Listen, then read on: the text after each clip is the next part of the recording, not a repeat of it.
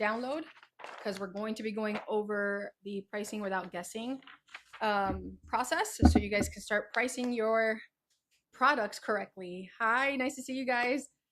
I'm Sasha. If you haven't met me before, I help crafters turn their inventory into products that actually sell. So we are talking about pricing today.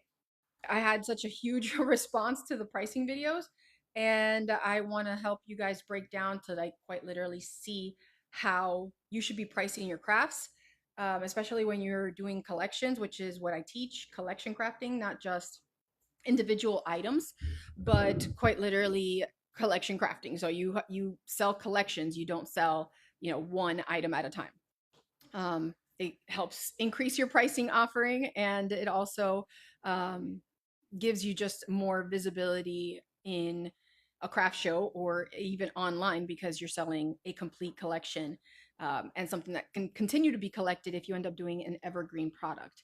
So we're going to be talking about pricing without guessing. If you are joining me, you saw the videos and all that awesomeness, please go download the worksheet. We're going to go through it together. That way you guys know how to start pricing your products, and quite literally we're going to go through it. I'm going to write everything down along with you. So welcome in, and we will get started here shortly. I did pin the video on my profile, so jump over to my profile real quick. Hi Annie, nice to see you. um, go ahead and jump over to my profile, and I have the pinned video to show you exactly how to get access to the worksheet download. It is right here. This is something that I normally work with my Charmie Army insiders. They are my paid subscribers, and I let them know right away. Like, I know this is one of the biggest hangups that we have as crafters. And so I was sharing that weekly with everybody that's a subscriber. So that way they have access to know how to price their crafts when they're selling them, and to quite literally take into account everything, including their labor and their time when they're crafting a product to sell. So we're going to be going through that entire process. This is being recorded so that I can go ahead and repost it on that site. And like I said, I pinned the video so that you know what site I'm talking about. It is where I post all of our articles and video replays, and all of the resources that I offer here. Um, when I share all the crafting advice with you guys, and especially the business side, because that's that's the biggest strength that I have here, is sharing with you guys the business side of things, and pretty much making everybody aware of what what it entails to have a business, and all the breakdowns and all the pricing, and all the costs that are involved that sometimes we forget about or we don't take into account and think that it matters. It matters. So please, click that, click my profile right up there, and the pinned video will show you how to get the worksheet. So we're going to go through it together. Do not miss out. And if you want to, access it later and watch this replay later on, you can do that too. Oh, hi, Hirasol. Hi, sweetie. Yes. So today we're going through pricing. Okay. So I definitely want to make you guys aware that that's what we're doing today. Like, we're literally going to learn how to price our crafts, our collections, whatever you're selling, how to break everything down so you're taking into account everything, not just guessing or saying, oh, I'm gonna double the price and that's what I should price it at, right? It's gonna help you build in the margins that you need to understand that you can have flexibility in your pricing. You can pay yourself, you can pay your business so that you can continue investing in your business. So yeah, fantastic. All right, so we're gonna get started here in at 8:05, exactly at 8:05. I want to make sure you guys have plenty of time to go to my profile, go to the pinned video that I have. I literally show you how to get the worksheet. You can print it, pop it onto your iPad. It's free. I even included the facilitator notes that I used during my live with my Charmie Army insiders on Tuesday. So you guys can see the examples and the breakdowns that we actually have and what it means. So we're going to go through it together. I'm going to break it down like if I have a product to sell.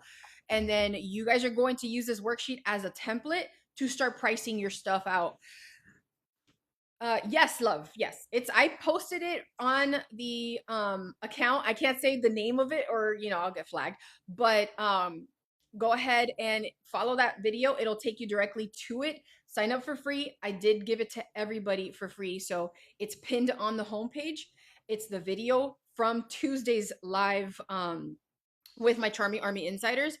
And it's got the worksheet with the facilitator guide, the full breakdown. Like literally, I break everything down. But I wanted to do it with you guys live because I know not everybody gets access to the insiders. If you want to be an insider, please DM me. It's like literally $8 a month for that. But I meet with you guys weekly and we talk about the business side. Like I'm not sitting there crafting with you. I'm not sitting there, popping crystals on anything. It's quite literally breaking down the business side into pieces that you guys can understand. And for some of you, this is new. For some of you, you've done business and you've sold stuff, but you're still kind of hitting a wall. I help break that wall. So let's go through it. All right, it's 8:05. Y'all, if you meet with me weekly, you know I love to get started on time so we can end on time. Charmie Army. Oh, hey. Yes, the Charmie Army. All right, guys, let's get to it. I'm going to go ahead and flip the camera and then we're going to go ahead and start working on this. Also, a quick heads up. This little guy here, this is part of our newest collection. We haven't published this display yet, but I'm doing a giveaway. So if you guys want your chance to win this cute entire set, this is part of our patent pending Chibi Snap Charm system where you guys can have your interchangeable characters. I'm doing a giveaway. So like enter it so that you guys can win. I posted a video. It was, for some reason, it didn't go through on TikTok. I have no idea, but it's on everywhere else. So no worries. Remember to please get the worksheet, download on the pinned video. That's how you get access to it. And I will be recording this and reposting the replay on the same place where you're getting this download. All right, pricing without guessing. So lots to talk about. A lot of times as a crafter, you guys, and I shouldn't say you guys, all of us in general, we look at crafting as this, almost like this, not even a business, this hobby, right? That we spend a certain amount of money on. And then once we craft it, we start worrying about, are people actually going to love the design? Are they going to know that, maybe I spent $10 to make it, but I'm trying to sell it for 30 and they're not going to want to pay for that, And I always say, you gotta value the work that you do. Okay. It is important for you guys to value the work that you do. If you go to Starbucks, you buy a fancy handbag, you go buy some clothes, you're not sitting there wondering, okay, the person who made this character and the company that made it, oh, they might have spent half a cent on the color for each of these. The plastic that makes gingy up is a certain, you're not sitting there breaking it down. Why? Because the convenience of getting a completed character is what you are buying, right? Same thing when you're crafting. People buy from us because they want the convenience of not having to invest money in an entire business just to get something really cool that they can collect. So when you guys are sitting there wondering and doubting yourselves and going, oh my God, I don't know what to price my stuff at. And yeah, they can go and check out on other sites that, durables are like $2 and change or $3, depending on the series. They're not going to sit there. A normal customer, your target customer, the person who is going to buy from you, is not going to sit there and go, let me go and do some research and break down the pricing. Because if they did, then they're not your customer. They're a competitor. Okay. A customer will love what you do, love your work, and pay you your worth. But if you don't know how to price yourself correctly and you don't know how to put things in place to account for your overhead, your labor, your packaging, the cost that you have to pay to sell on a platform, whether you're doing Shopify or Big Cartel or any of the other sites, you have to understand that you are underpricing yourself. You will end up getting overwhelmed. You're going to feel like a failure. You're going to feel embarrassed that you spend as much money as you did. And it's all just because you lacked the knowledge and the breakdown and understanding of how to price everything and then have the confidence to sell it. So that's what we're going to talk about today. Like I said, last call, I'm going to keep this up here. If you want the worksheet that I'm working on, it's available for free. Click the link in not the link, I'm sorry. Watch the pinned video that I have on my profile. It'll literally walk you through. It's a few seconds long to show you where to go. Download it, pop it onto your iPad, and there you go. If you want to learn about the weekly live business calls that I do, it's on that same site. It's literally $8 a month, and I meet weekly with my people, my insiders, my Charmie Army insiders. We are on week 6. So this coming Tuesday, we're going to be on the next topic, where, you know, like I said, we've been at this now. So this is our 5th. Yeah, this is our 5th week.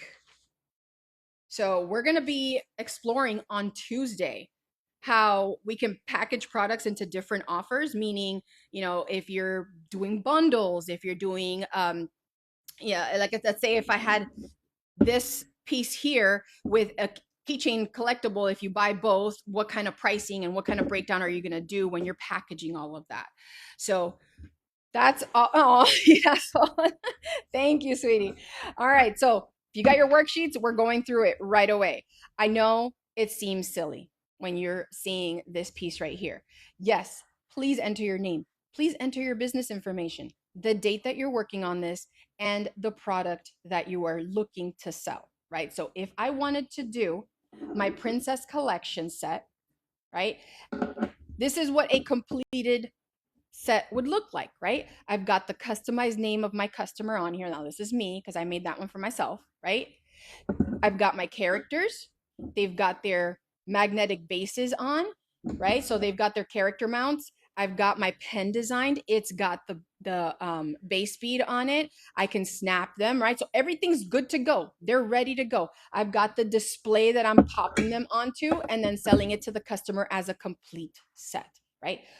But how do I break everything down so that I know exactly how much money I spent to create this to then price it? So we are going to be doing some math. Keep that in mind. I know a lot of us cringe at having to do any kind of math, but we are going to be doing some. Let me, there we go. I want to make sure I've got all of my resources available as well. Make sure you grab your waters, your teas, all your stuff so that you don't miss out, especially if you're following along. I'm going to go through each section. I'm going to pause for any questions. I'm going to give you guys a little bit to ask, and then we're moving on. All right. So first one, step 1, we're going to define one sellable unit. Okay. So for me, this is a unit. If you've watched my videos before, if you've seen any of my content, you know that I talk about collection crafting. I quite literally came up with that. No joke. Try searching on Google. You'll never find somebody else who's coined it. Collection crafting means you're literally putting a collection together and selling it as one piece. You're not just going, hey, here's the one thing I'm selling you. That's not a collection. If it doesn't connect, it's not a collection. If there's no connection, there's not a collection, right? I said that during my week 4 business lab video, live call. And it was so funny because I said it and I was like, oh my God, that's so awesome. If it doesn't connect, you can't collect, right? So here we have a collection because we have 2 princesses.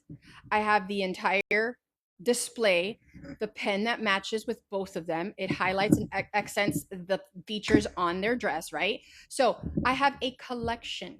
And guess what? Next month, depending on how many of these characters I have, I can pull out my next set of princesses, right? So every month, not only am I selling a pen, I'm selling 2 of the figures, an entire display, and the ability to customize it for my customer.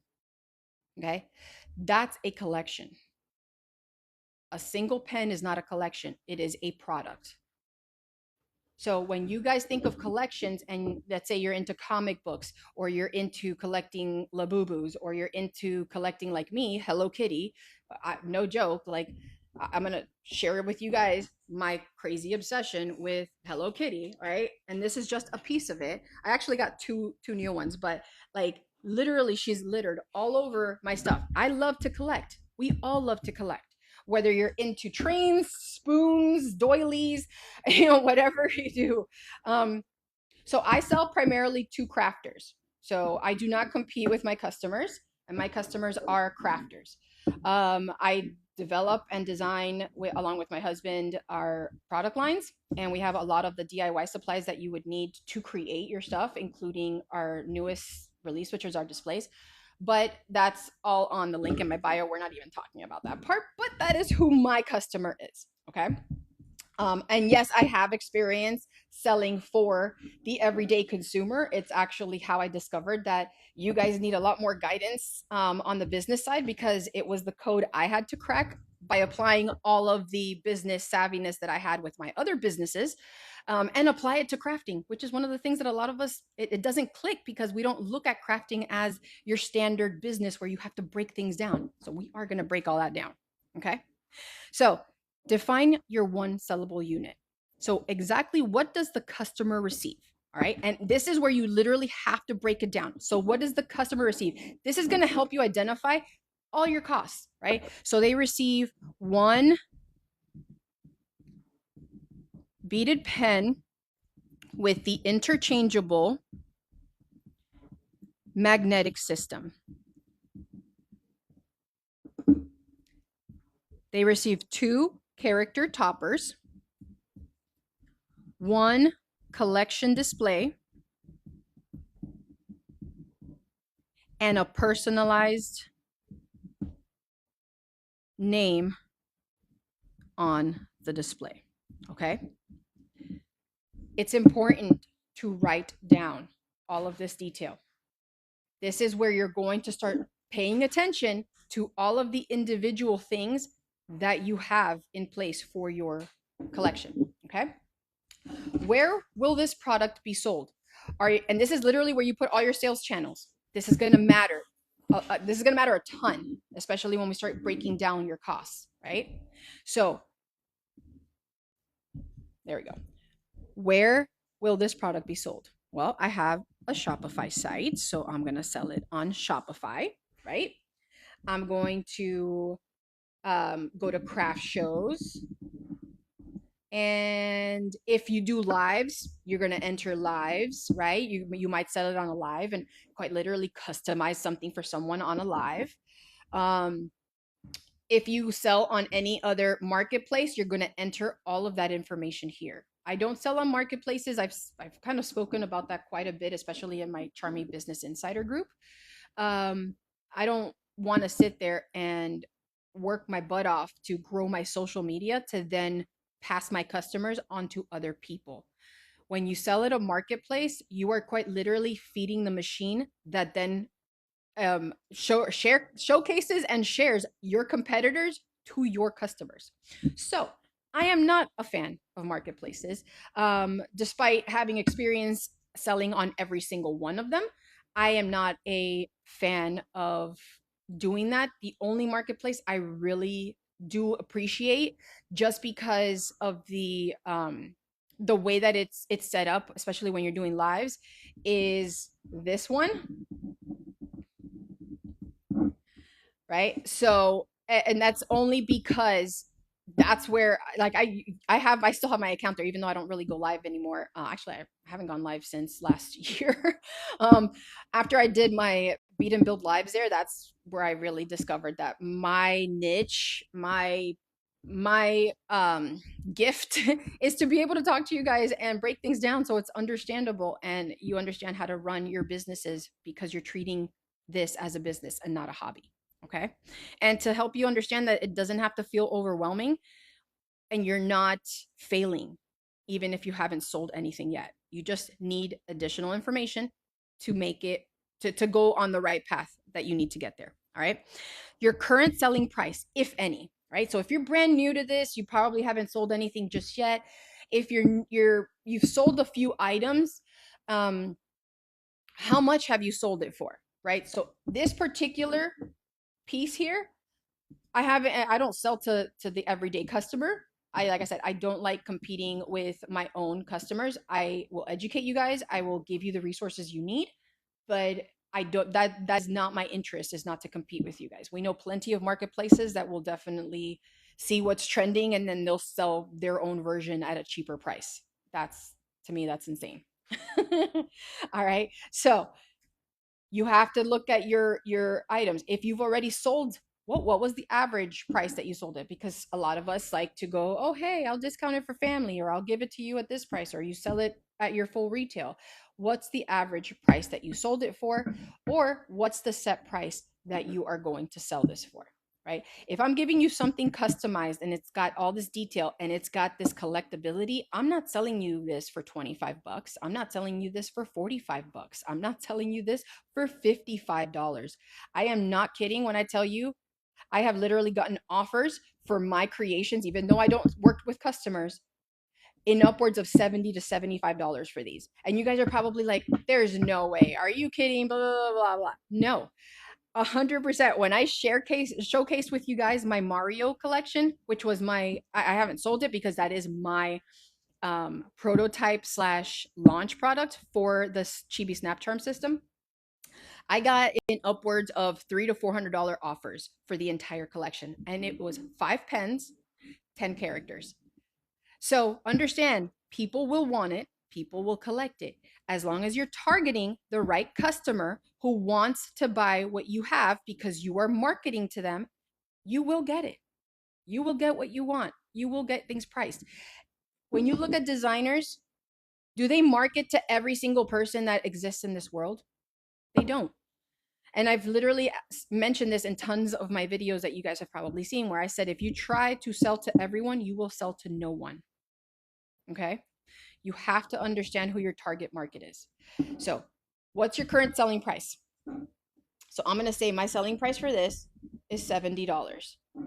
Okay. So, let's calculate our direct materials. So, what does that mean? All right. When you price a product today, and I want you guys to write this before we move on to this next one.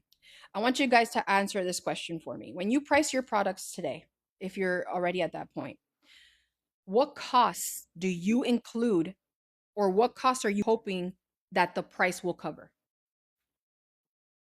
Tell me in the comments. What costs do you currently include? Like when you say, okay, I'm going to sell my pen, right? What costs are you including? Or what are you hoping that it will cover? The hours you work, okay. Oh, the hours that, okay. So you're talking about like a full-time job replacement type thing. Okay, shipping materials, awesome. Your time, materials, time, packaging, and fees, beautiful. Della, you're on the right track. Yep, just add more. Yep, you guys are on the right track. Fantastic. Okay, so a few of you are on point. Funny enough, we're gonna break it down even more, right? We're going to break it down even more because there's even other costs in there that you probably don't even realize have to be considered. Labor is a big one. So for those of you who haven't, like you're seeing labor, right? When we're pricing labor out, and we'll go through this in, oh goodness, I think it's on page 3 or 4. No, it's here. It's on here. Okay.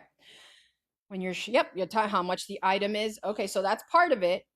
But when you're pricing, when you're listing out your materials, it's not just the consumable, right? This is considered a consumable. This is something that they take and they use, right? It isn't just the customization. It isn't just the dolls. None of that. It is, or I should say, it's part of that. When we break down our direct materials, it quite literally has to include the direct components that you took. Limited visibility, restricted to your life is not eligible for recommendation, is restricted in search. Oh God.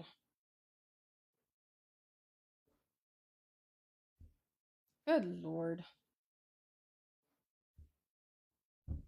hold on a second, guys. This is this is the reason why this place is so janky. Good lord.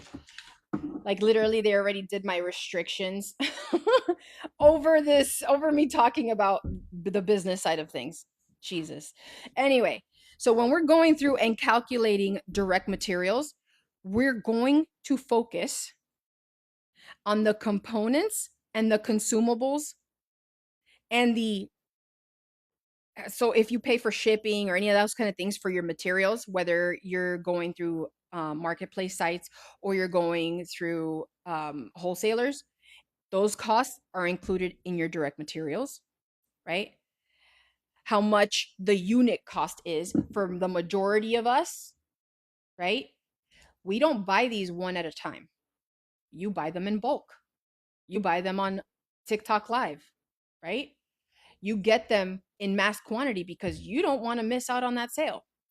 So whether they come in, they come to you with the color that you want, or they're just randomness, and you're like, I'll just build 20 different pins of, with to use those. But then you jump on another live, and here comes another pack of beads and pens and all sorts of stuff. All of those things can be broken down, but you have to know how much you paid for the whole set to then break it down by unit. So that's what we're going to do here. We're going to calculate direct materials to create this one piece, right?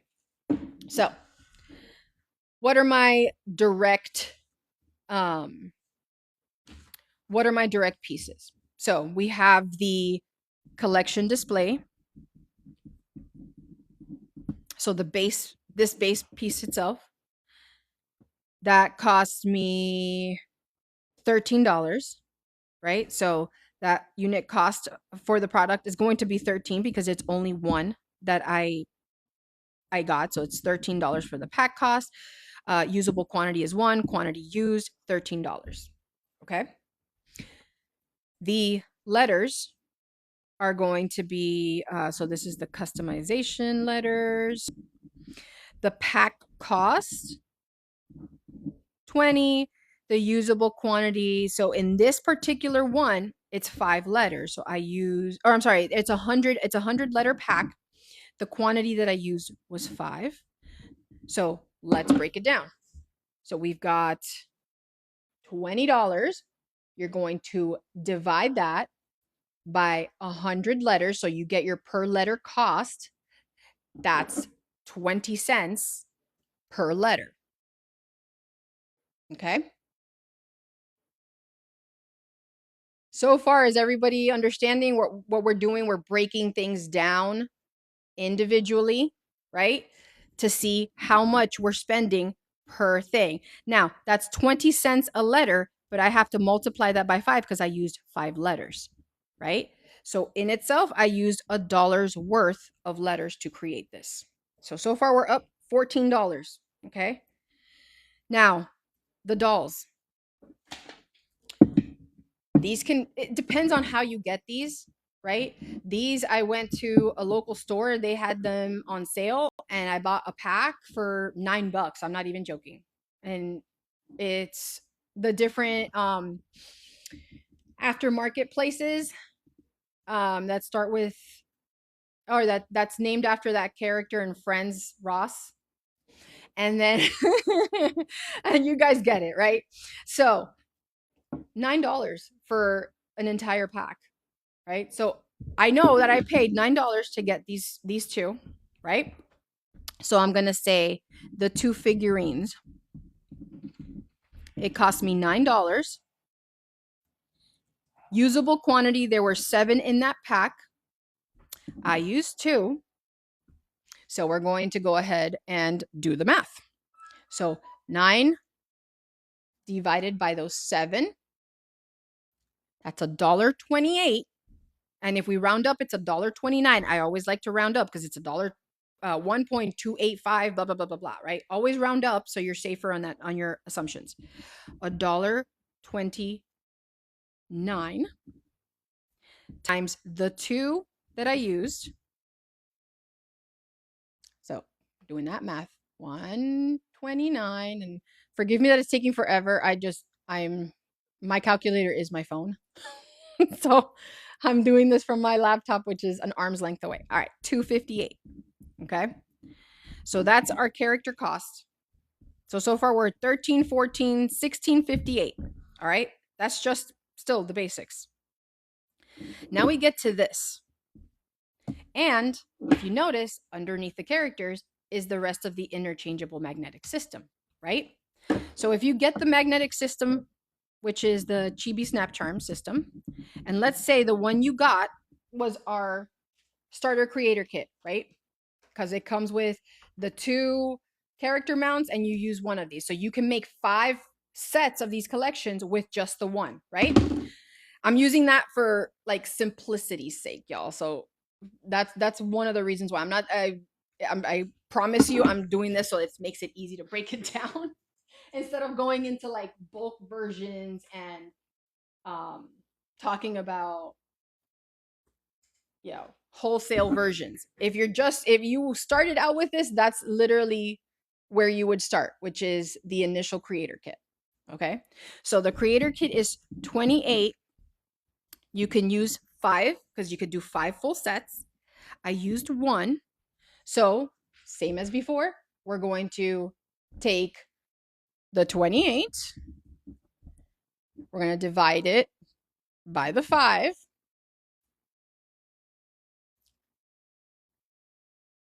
All right.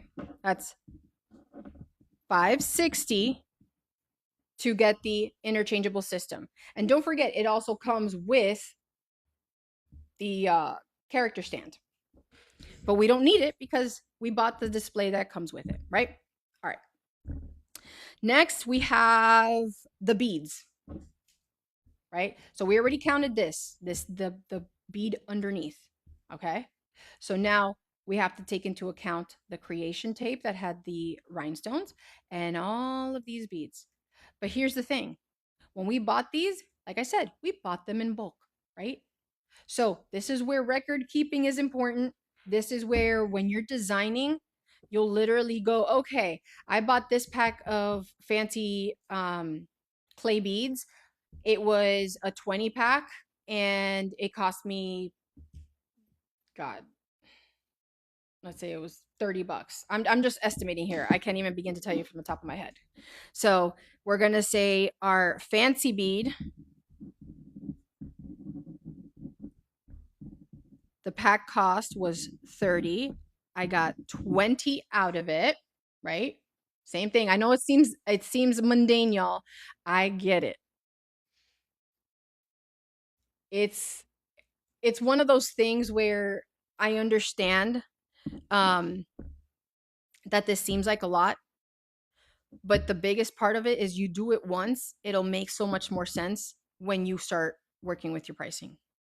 You'll start being more conscious of how much you're spending for your individual items. And when you're putting collections together, how your pricing is going to be affected. It'll get to the point where you may not even need to do all this breakdown to know how much you're going to sell it for. Okay. So going through it, fancy bead, $30. It comes 20 in a pack. I used 1. So that was $1.50. Remember, we're doing the 30, divide that by the 20, gives us $1.50. All right. I'm going to kind of bulk this part so we can continue on from here. So let's say for all of these additional beads and spacers,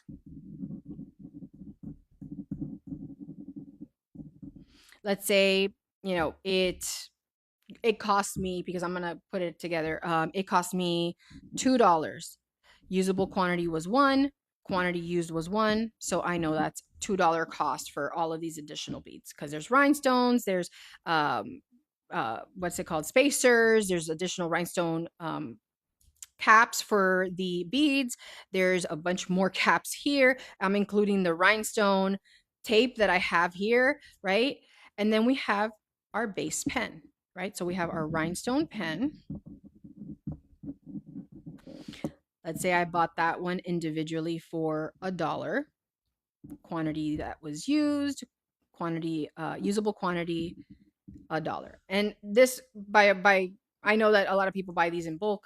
I'm just gonna say $1 because when you break down or when you break it down or when you get it from a lot of vendors, sometimes they'll be like it's $1 a pen, so you just order a bunch, um, or $1.50 or more. But for the math's sake, we'll keep it simple. All right. Now, do you guys think that that's it? Do you guys think we're done with the material component costs?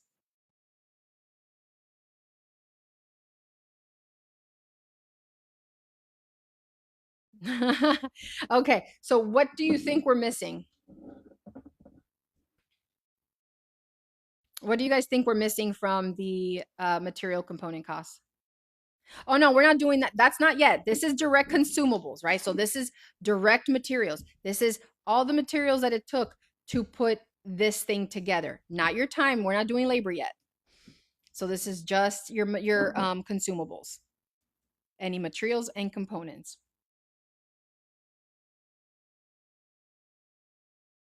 Nope, not we're not doing overhead just yet. It's in here, but this is just your consumables. So okay, so refills, perfect. Yes, for those of you who sell pens, you're not just going to give them the pen, right? You're going to include refills. And a lot of times you buy those big packs of refills, glues, extenders. Good job. Yes.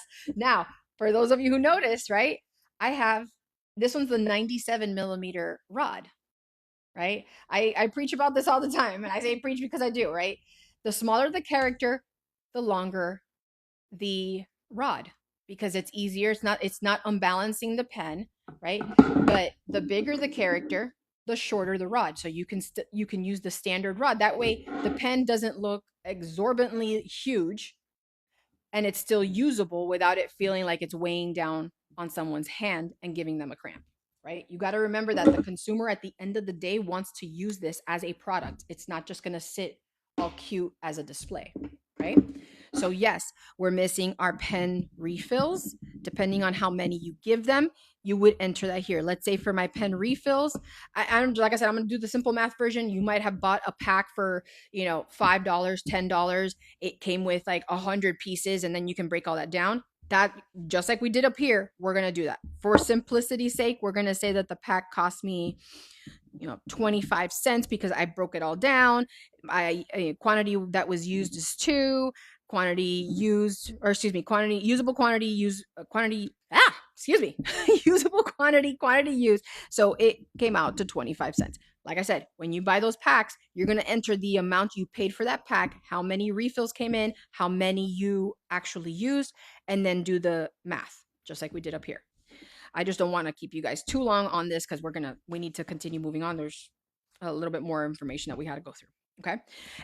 Glue or adhesives, right? If you glue the top of your base bead, right, onto the pen so that it doesn't just pop off, or people, through use and average everyday wear, that threading can unwind. You don't want that. Cool. We need to include what that glue is. I know it's a lot harder to do it with glues. You're not going to sit there and go, let me measure the ounces and all this stuff, right? You're not. But I always estimate it at like 1 to 2 cents for a pen. It's still good to estimate something based on how much that glue costs. So the glue bottle may have cost me $5 and had use of God, I could probably make a bunch of pens with it. So let me see here. If I do,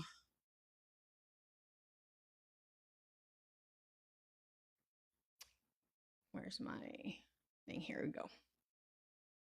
Right. So if I can make 200 pens with that $5 bottle of glue and the adhesive that I may have used.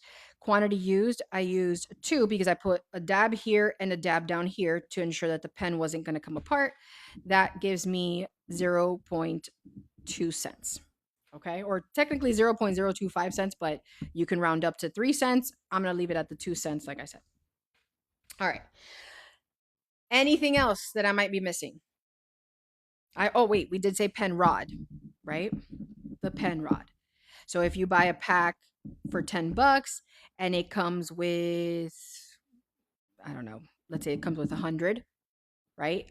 I'm going to move that whole little box down. So disregard that piece there. $10, 100 of the rods. I used one extender rod. That's 10 cents per rod.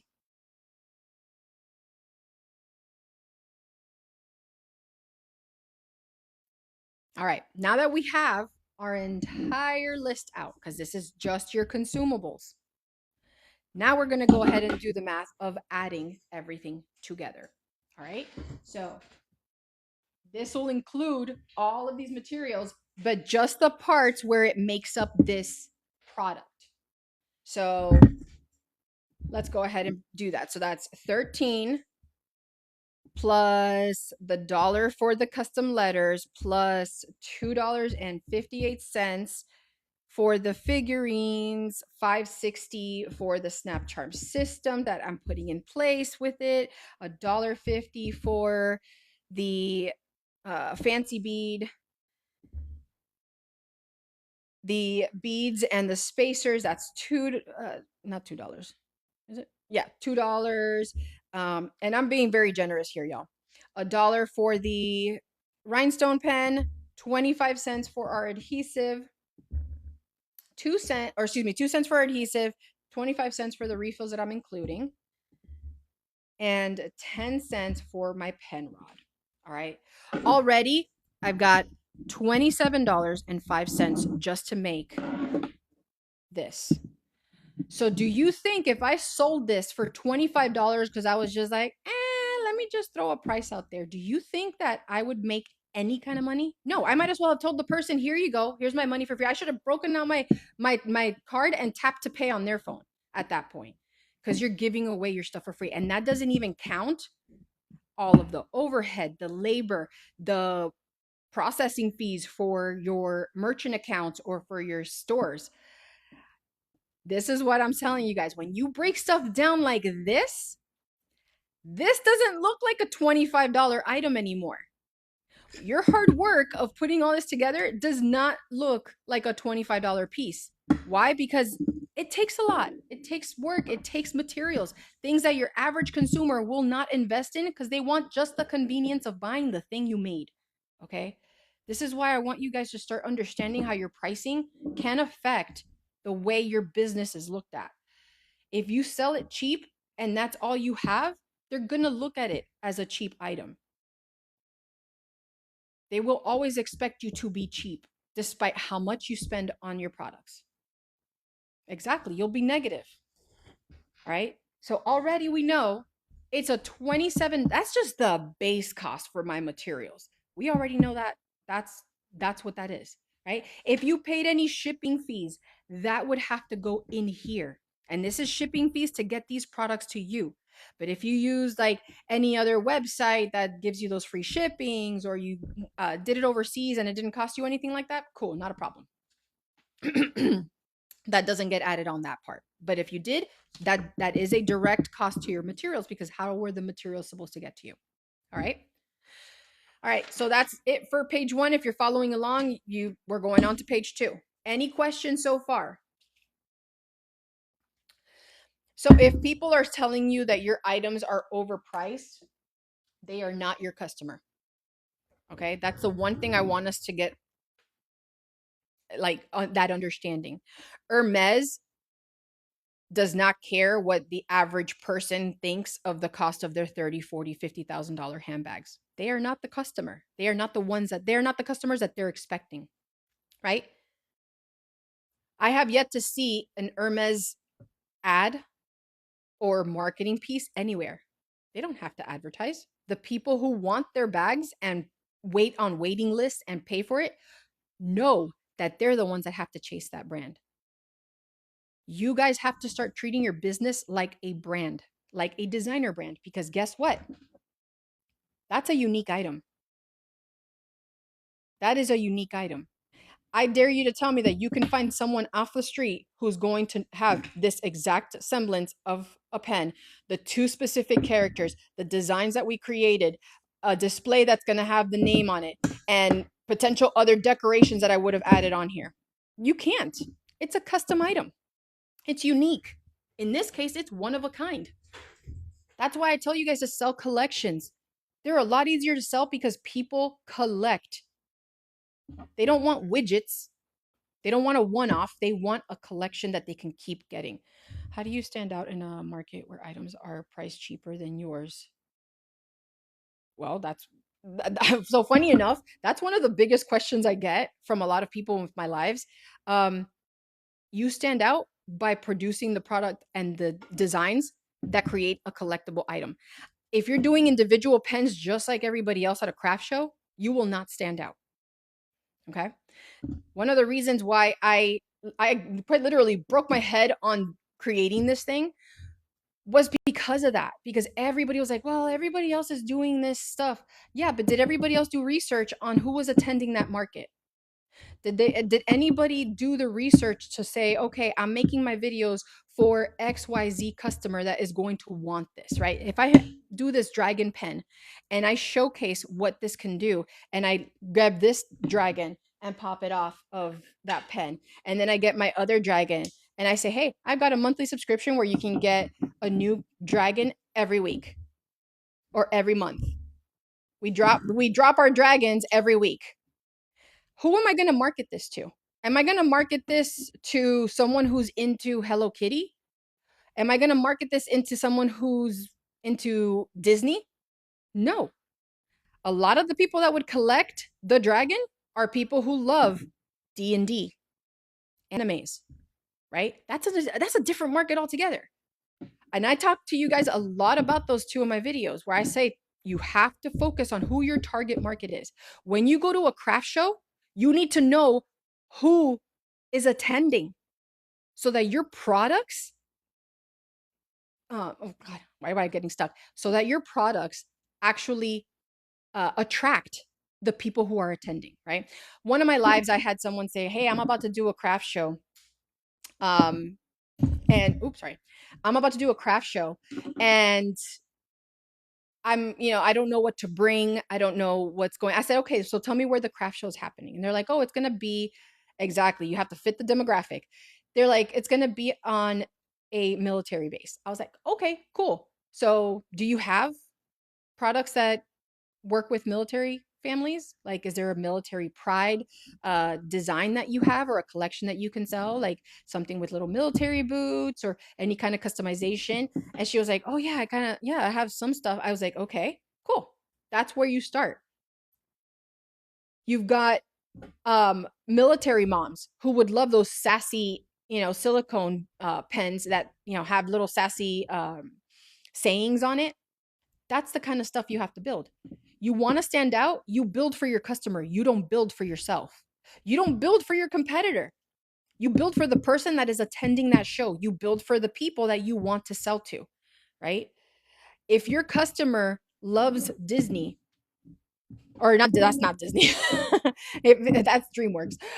If your customer loves Disney, are you going to sell and do videos on TikTok that showcase Disney in front of Pixar or DreamWorks and Hello Kitty? No, your background is going to have Disney themes. You're going to have a cute little mat that has a Disney theme. You're going to play music and sounds from TikTok that are going to have Disney themes. Because guess what? The algorithm picks up on all of that information and it's going to start putting your content in front of the people that you want to target.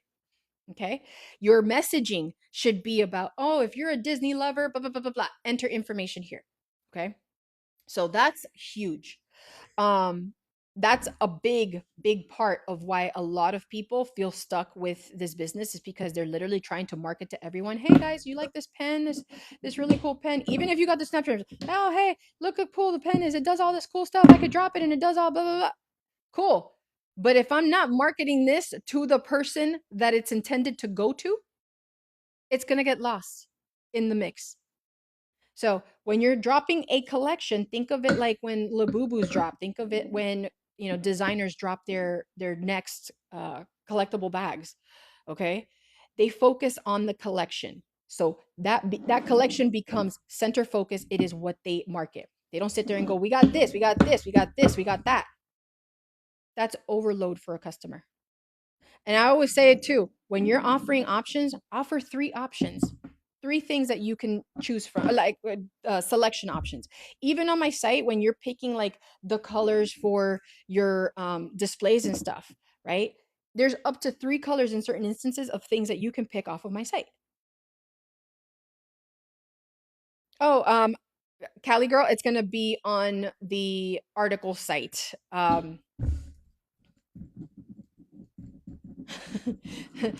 The Charmie Business Lab.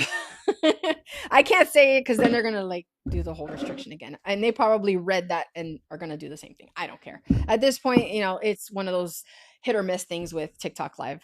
But yeah, that's where I have everything linked. I do the replays on there, and they are free. So if you're a free subscriber, that's where you're going to want to get it.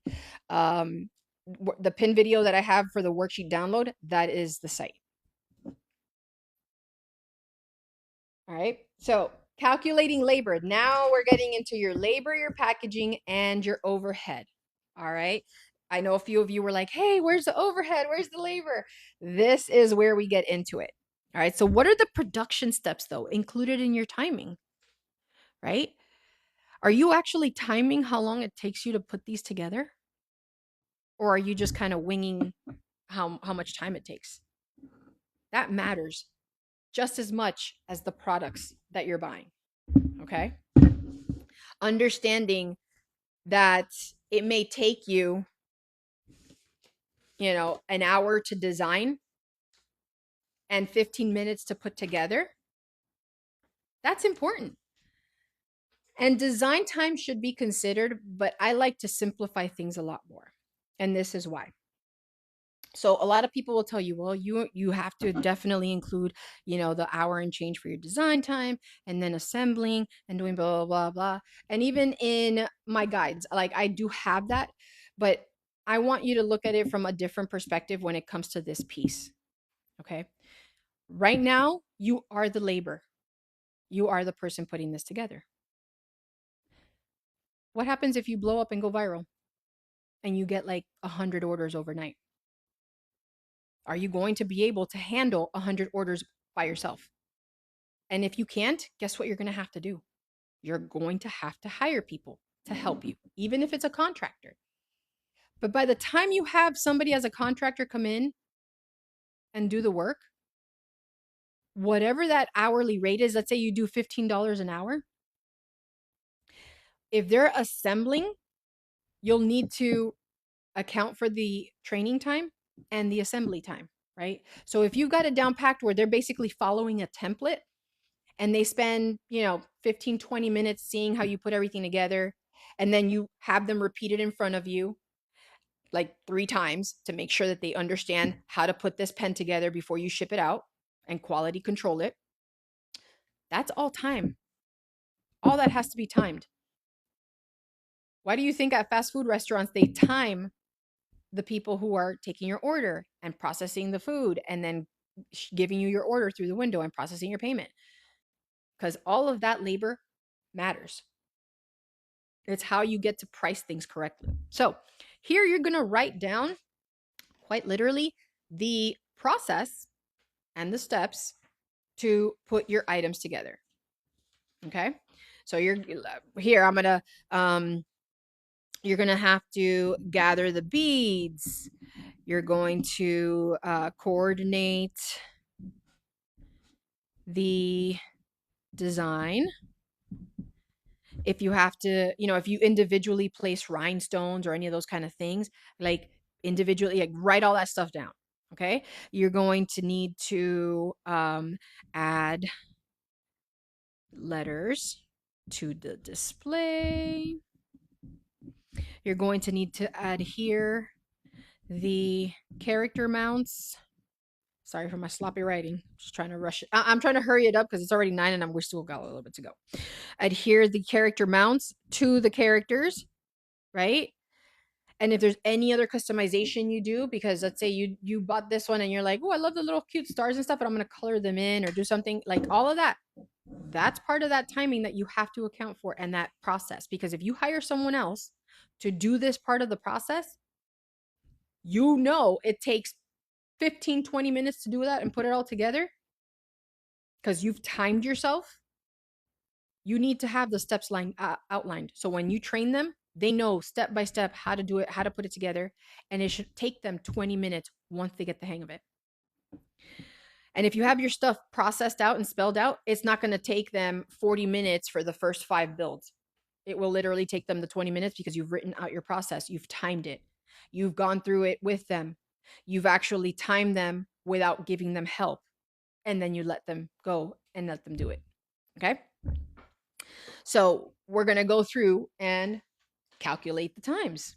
Now, I'm not going to I'll show you guys this information, but you guys can break this down when you go through your process, right? So we have our batch time. When we're batching our items together, how much time is it that it takes to batch everything together? So put that product together.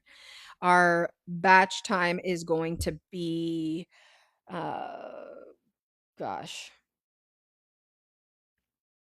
let's say it's 20 minutes, because right, we're gonna adhere things. We've got some designs. I have some rhinestones, and this is me being very quick with our batch time. How many sellable units can I make in that 20 minutes? Well, it takes me 20 minutes to make one, so I can only do one sellable unit. How many minutes per unit? It's 20 minutes. And by the way, a batch, so let me break this down a little bit more. For me, a batch is one design because I do a collection, right? But if you were selling, let's say, here we go. Let's say for you, an entire collectible series is these 2 designs, right? This would be a batch. I would put the time together for these 2 because they're the ones that I'm selling it for my first display or my first collection release. So I would have to say it's 40 minutes. I would have 2 sellable units, and it would be 20 minutes per unit. So that's the breakdown. This is why I'm keeping it simple to just the one item. But if you have multiple pieces that you are offering with that one collection, you literally need to break all that down. Okay. So keeping it simple, our batch time for this one collectible display is 20 minutes. We have one sellable unit we can do in those 20 minutes. It's 20 minutes per unit.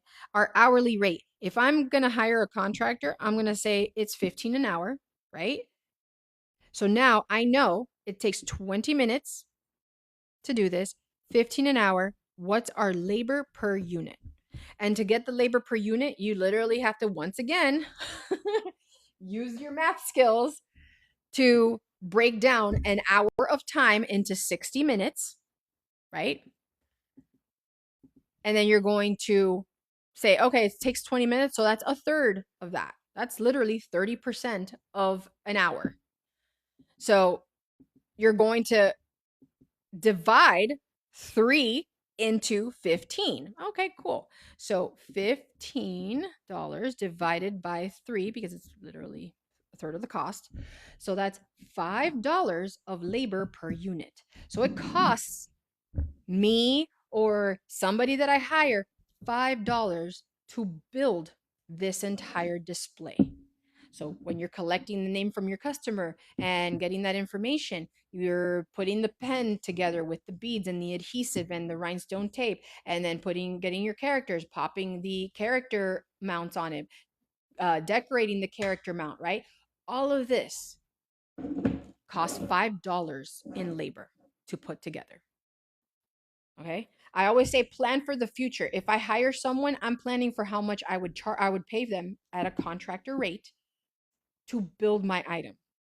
So already I'm looking at $5 in labor just for one. Okay.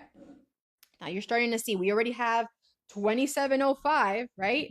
Just on the materials plus the $5 per labor.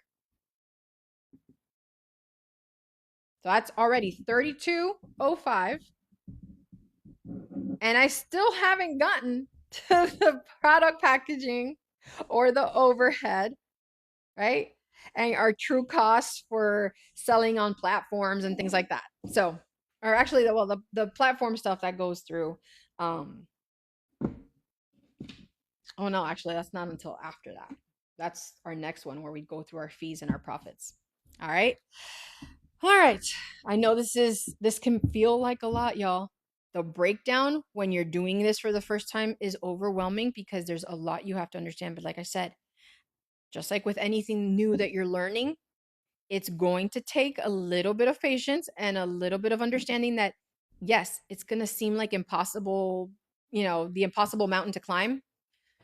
But this is only because right now I'm opening your eyes to the fact that there are true costs that you're forgetting and you're leaving money on the table, thinking that somebody's not going to pay you your worth, right? And the worth of what you designed.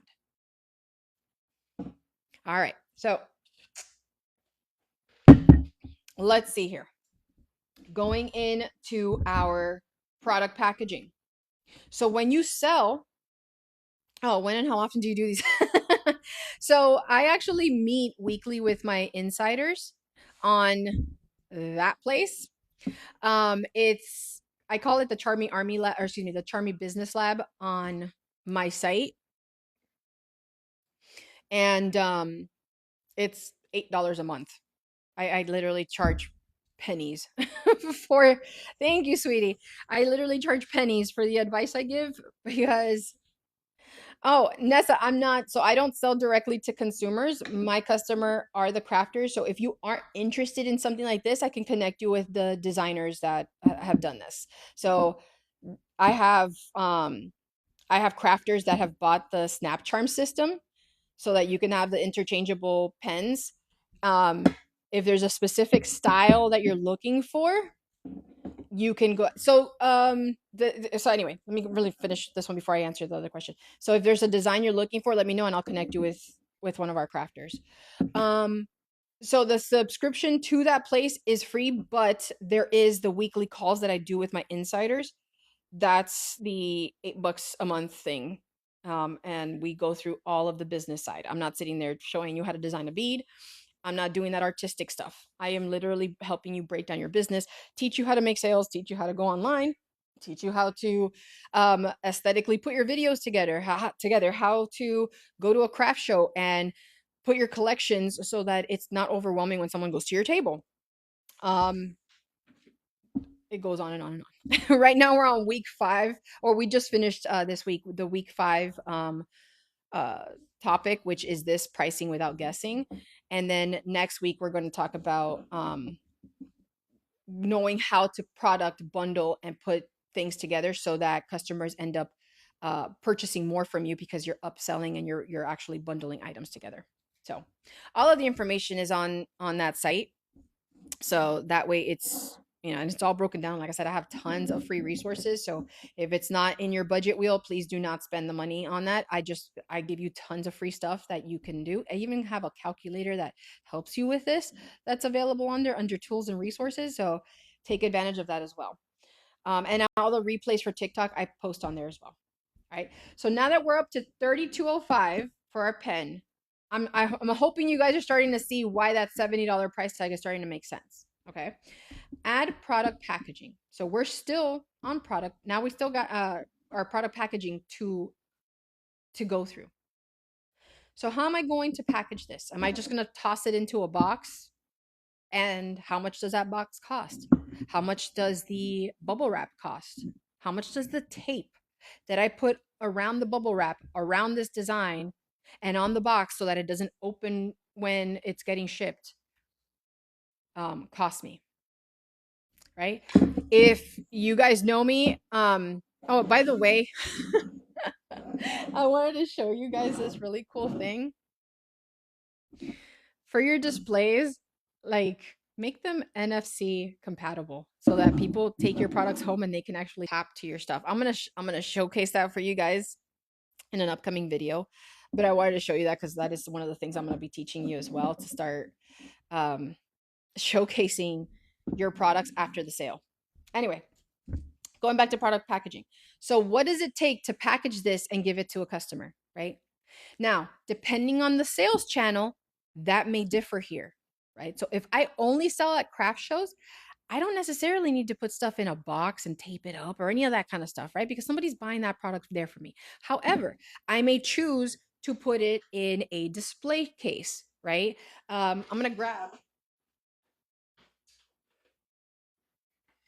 I'm I'm grabbing my Mario set here, right? So if I sell my Mario pen design with the star, because I did the Star Road design for this one, right?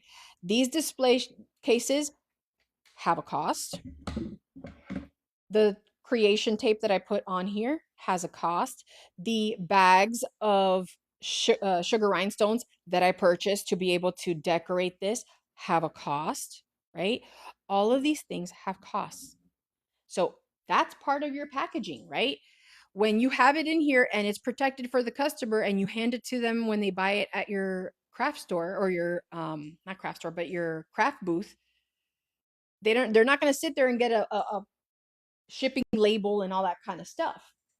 But you are still going to have to give it to them in a way that it protects the item until they get home. Because guess what? They're at a craft show.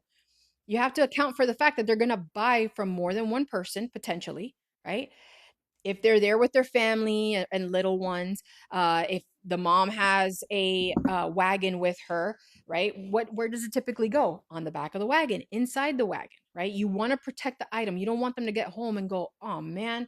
Even if their kid kicked the box or kicked something that you have it in, you don't want it to arrive damaged, right? That you don't want that experience. Just like you wouldn't want your customer to receive the box all torn up from the postal service. Same thing when you're selling live. Okay. So account for any packaging that you have to do depending on where you're selling. So for me, I typically ship stuff out, right? So my packaging would be my box. Well, every box has a different cost. For something like this, I would put it in my 9x6x4 boxes. So each of those boxes costs $1.06, right? So that's just the cost of the one box to put that into, right? If that person only orders that one display collection, right, from me, the cost to send them this item in the mail would be $1.06 just for my box. Now I need my bubble wrap. All right. My bubble wrap might cost 3 cents for the 2 sheets that I put in there. My tissue paper would cost me 2 cents for the tissue paper. The tape and the stickers that I put on the box that say fragile or you're an amazing customer, I can't do my business without you type thing. All of that, okay? Tape, stickers, and if I include any freebies, right? That has to be calculated. The cost for all of that could very well be $1.50. All right, so now that I have all my packaging, and don't forget, you still have, your shipping labels have a cost, right? So I can add that in here too, since I'm running out of room on that. My shipping label has a cost. So that might bump this up to $1.52, right? All of those things matter because at the end of the day, your business has to pay that in order for you to ship anything to anyone. If you sell at a craft show and you have bags, you have to include the cost of that bag. And here's the thing, depending on where you sell, you can even break this down and print just this piece for each of your sales channels, right? Because if you sell at a craft show and you don't necessarily put it in a bunch of boxes and do all this stuff, then just have one for your craft show and make sure you put it up here that it's just for the craft show, and that's the breakdown, because your numbers will vary based on where you sell. So it's typically one of 2 main places. You either sell live in person or you sell online. Because no matter where you sell online, whether it's at a marketplace or anything, you're going to ship this item to someone. So you need all of this. The only other place that you wouldn't need all of this is if you're selling at a craft show. And at that point, then you can put it like in a bag and maybe you're going to use some bubble wrap. All right. Moving on. Let me put this so you guys can see it. All right. So next we've got our overhead. We're going to allocate our overhead. So this is where we do the monthly, what's the monthly allocation for my overhead? Do I have to pay for subscriptions, right? Canva, if we do designs on Canva, do I have to pay subscriptions for that? Do you have licensing fees that you have to pay, right? If you 3D print something, let's say you have a pen holders that you're selling, right? Are you licensing the pen holders that you purchase from someone with the membership, the commercial memberships? If you are, um, God, subscribe to XYZ thing that helps you design this product, those are things that are considered overhead costs. So your website is an overhead cost. Your equipment, your utilities, like I said, any software and any general business support. If you send a file to someone to do an acrylic cutout design or something, because let's say you have one of the X tool machines, right? All of those things are overhead. So what is the list of all your overhead? So my overhead for this would be my website, right? Because that's my place where I sell it. My equipment, if I do this myself and sell it myself, great. If I don't and I have to buy it from somebody else, then I don't have the 3D printer costs or the subscription cost for anything of that. Any other equipment that I would use for that, not that it's one off. So no, I don't have any other major equipment costs to do this. Any utilities? Are there utilities that you spend? So when you're, spending time doing your oh gosh, like electricity, any of those kind of things. Yes, my electricity costs, my internet. Some people actually have like a little warehouse or a craft place that they go to, right? Shared co-working spaces so that you have a place separate from your house to have your items. All of those things are overhead, right? I'm going to keep this simplified, so we'll just do website and software because I love using Canva to design, to put my product photos up, clean them up, and then I post it on my Shopify site, right? So there's website and software. So what's my monthly overhead? Well, Shopify's $39, Canva's 100 and well, it's $300 a year, but it's I think like 140 or 50 if I do a single license, right? So I'm just gonna say it's 300 for the year because I have, the 2 license seats, and divide that 300 by 12, so that gives me a monthly cost of $25 just on the software and 39 for my e-commerce site. By the way, that's just my e-commerce site.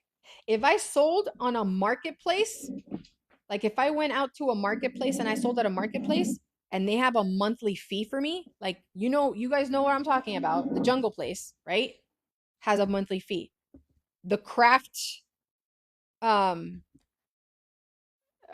the 4-letter craft marketplace, that has a fee if you decide you want to do the exposure part marketing package, which I think is like $10 a month, right? So all of those things are overhead as well. So make sure you account for all of that. I want to switch my pens up.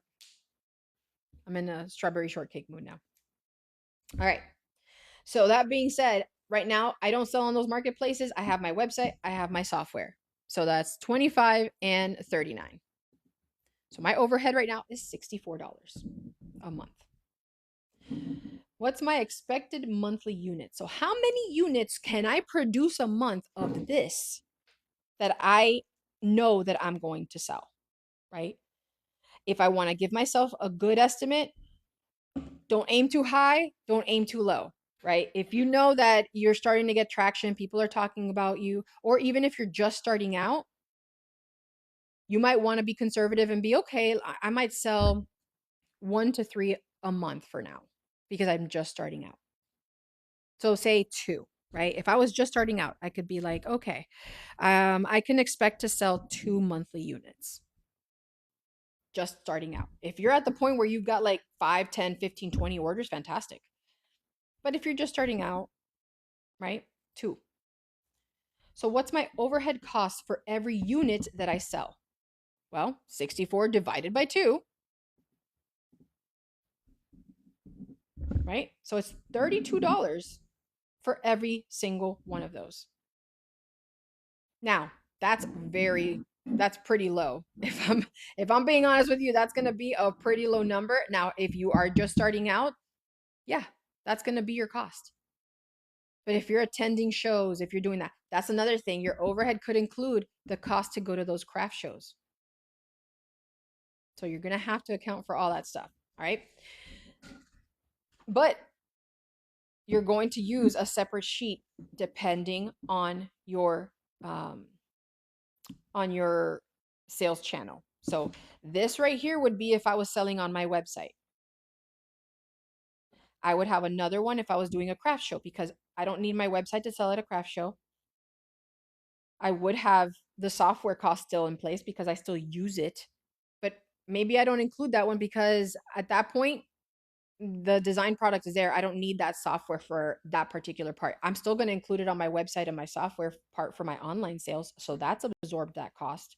But if I go to a craft show, I don't have those. You're not going to repeat these costs for the craft show, especially if you're selling live. Okay.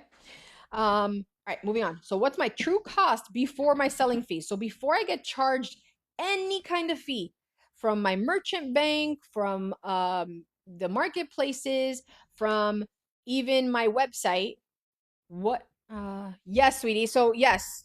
And it is, I actually have it. So if you look at the pinned video that I have on my profile, it'll take you to the site. Subscribe for free. I give you tons and tons of stuff for free. The weekly calls that I do with my insiders, that's where we learn all this. But I posted this one for everyone to watch because this is super important for our industry. So I told them right out the gate, I know I normally keep this stuff for you guys, but I'm sharing this with everybody because this is super important for us to learn. Our industry is hurt every time someone undersells what they have, because then the expectation from every customer who has seen those $7 to $10 pens that we know are worth much more than that hurt our industry. So if I can do my part and teach you guys how to price your stuff and have the confidence to sell it for these prices, then you're going to be able to combat that kind of thinking. All right. So going through it. What's my true cost before selling? All right, so my materials, let's go to my materials. Where's my materials page? That was $27.05. We're getting through it, y'all. All right. Then I've got my labor. It's $5. My packaging. I never added up my packaging. Let's add our packaging up. So we've got $1.06 plus 3 cents plus 2 cents plus $1.50. And don't hate me for not doing mental math. I'm actually good at mental math, but I'm talking at the same time and coordinating and teaching. So you guys will have to give me a break on that one. All right. $2.61 for packaging. So what's our overhead? Well, we know for each unit, it's going to cost me, as right now, because I'm only selling on my website. I'm not going to craft shows. I'm not doing any of that kind of stuff. Right. And this is me breaking it down on the monthly fee side of things. It's $32. So what's my true cost? All right, let's do the math. We've got $27.05 for our materials. We've got $5 for our labor, $2.61 for packaging, and $32 for our overhead. Oof, look at them numbers. $66.66. What did I say I was selling it at? Right? $70. Now, if you're just starting out and you're like, oh my God. So I'm already at $66.66 to sell this one thing based on all my costs. And I thought it was, if I was you guys, and I thought it was high to do it at 70, but wow. It's $66.66 to run my business and just to sell this one thing. Now do you see why it's important for you guys to break stuff down? How much you've probably been underselling your products and how much you've literally been giving away. Not only your profit, but your costs. At this point, you guys are doing giveaways if you're selling for if you do your breakdown and you're in the negative for what you've been selling it. But you can fix that. And that's why I'm spending the time to show you guys this.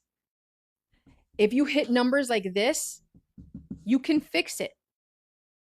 It doesn't mean it's an end all be all. Because just like when you're working on your budget for your household, right?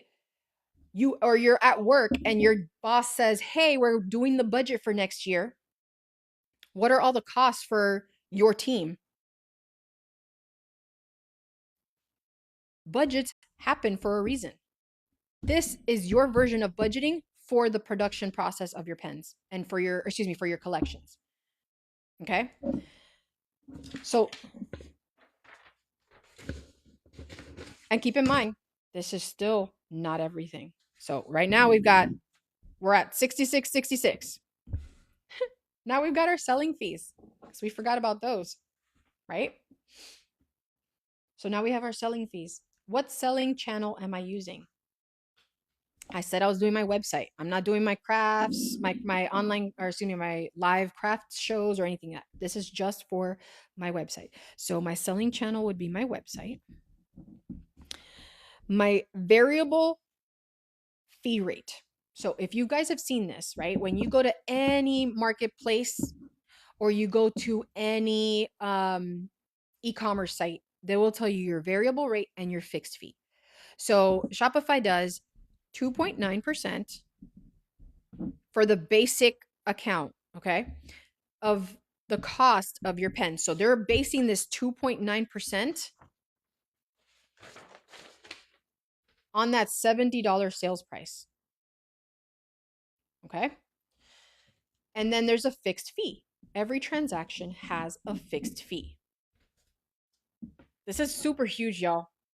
For those of you who have stuck around, this is going to help you so much more when you are doing all of the planning for your pricing for your business. Okay? So, 2.9% variable, 30% fixed fee rate. Okay? That 30 cents.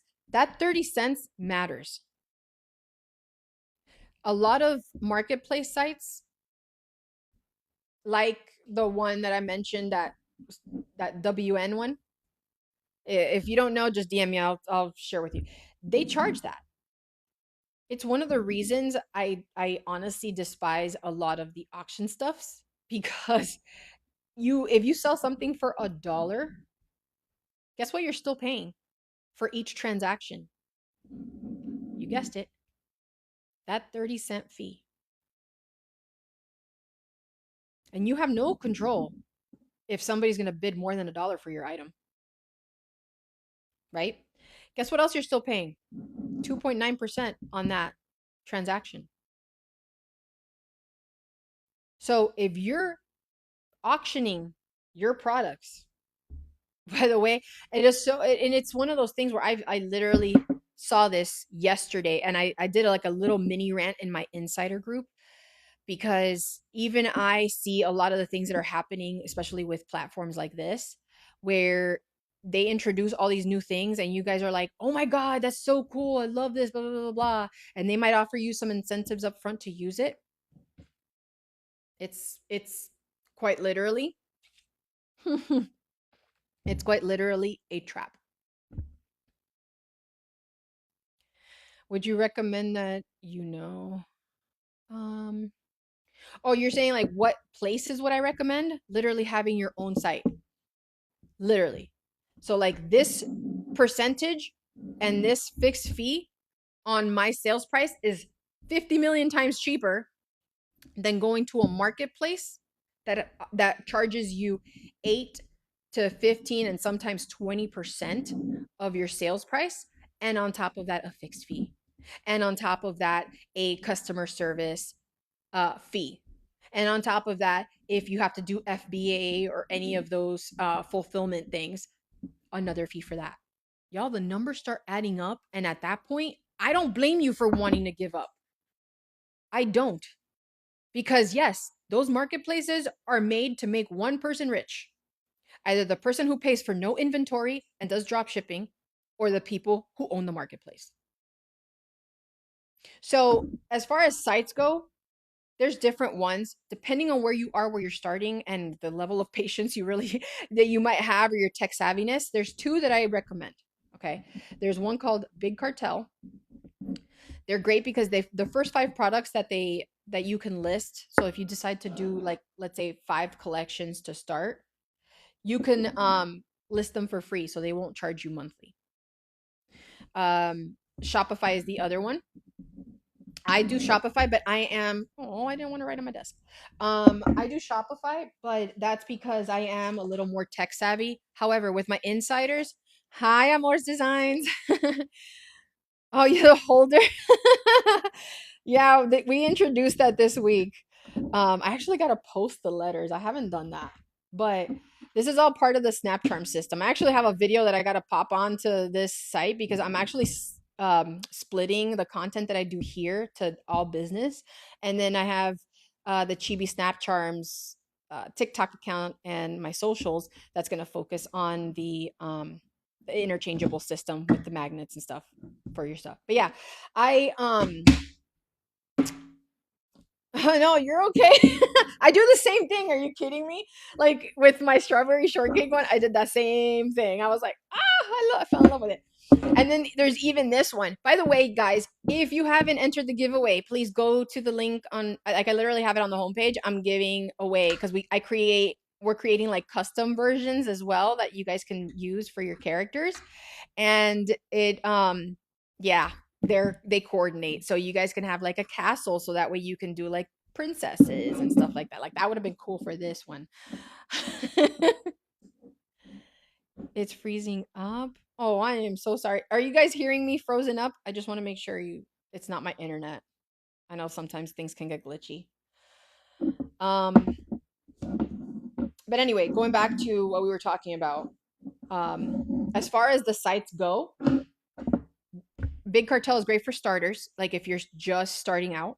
Shopify is great if you have the tech patience to put literally a website together. They have tons of amazing tutorials. And if you become a paid subscriber for my Charmie Business Lab, I actually did a 3 session, which means for 3 weeks, we covered from start to finish how to set up your Shopify site. And by the way, I'm not getting paid by Shopify. I'm not getting paid by Big Cartel. These are tried and true and tested, and my insiders are either on Shopify or they are on Big Cartel, depending on where they are with their process. If you don't have like a ton of products to sell, start with Big Cartel. Eventually, if you want to migrate to the other, fantastic. If you're not techie at all, start on Big Cartel. I'm gonna be legit with you guys on what you can do. There's tons of stuff out there. There's Wix. There's like a bunch of different ones. But if you're just starting out and you need to be budget friendly, like budget conscious, Big Cartel lets you list your first 5 products for free. It's great for crafters. So, all right. So what's the source or the date used to verify the fees? Right. So we're continuing on with our lesson here. We're almost there. Okay. So for that sales channel, my website, what's the source? So is there a link, a website that I went to, and when did I verify those fees? Because a lot of us are like, oh yeah, it's this percent and this, but maybe that was that price and that fee 2-3 years ago when you first signed up. Has that price changed? Have you paid attention to that? This is going to do that check. That's going to test whether or not you've even paid attention to the rise in the fees, right? Because a lot of times they may or may not tell you. So enter the source of where you verified that these fees are still in place. Okay. For my website, there is another known fee. I know I wrote all over this here. I shouldn't have. The other known fee is the $39 monthly fee that I have. But I already calculated this, so don't recalculate that one again. Don't forget we did that over here under allocating our overhead. So you can put it there to remind yourself you already did it. That way you don't redo it, but don't add that fee again.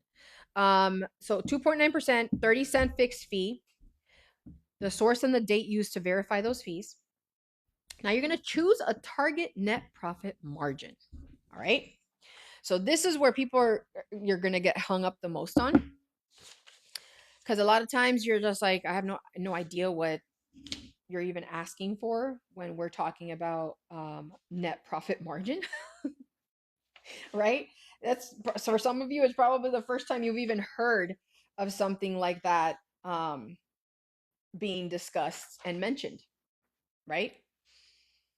So your net profit is going to equal your selling price minus the true cost before all of the fees minus your selling fees, right? So we already calculated our true costs,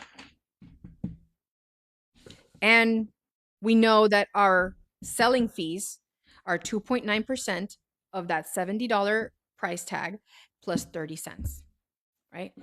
We have the two numbers we need to know what our net profit, not the margin, just what our net profit would be, right? So let's do some math.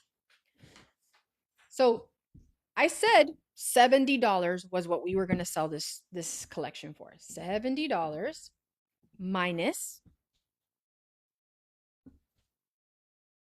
my $66.66 of my true cost. Okay? That's $3.34 that I have left. No, sweetie, I'm not teaching how to be successful on TikTok. I'm teaching about crafting and how to price without guessing. We're breaking down material costs, fees for, being on, having your website and your internet presence, like literally the things that a lot of crafters forget to account for.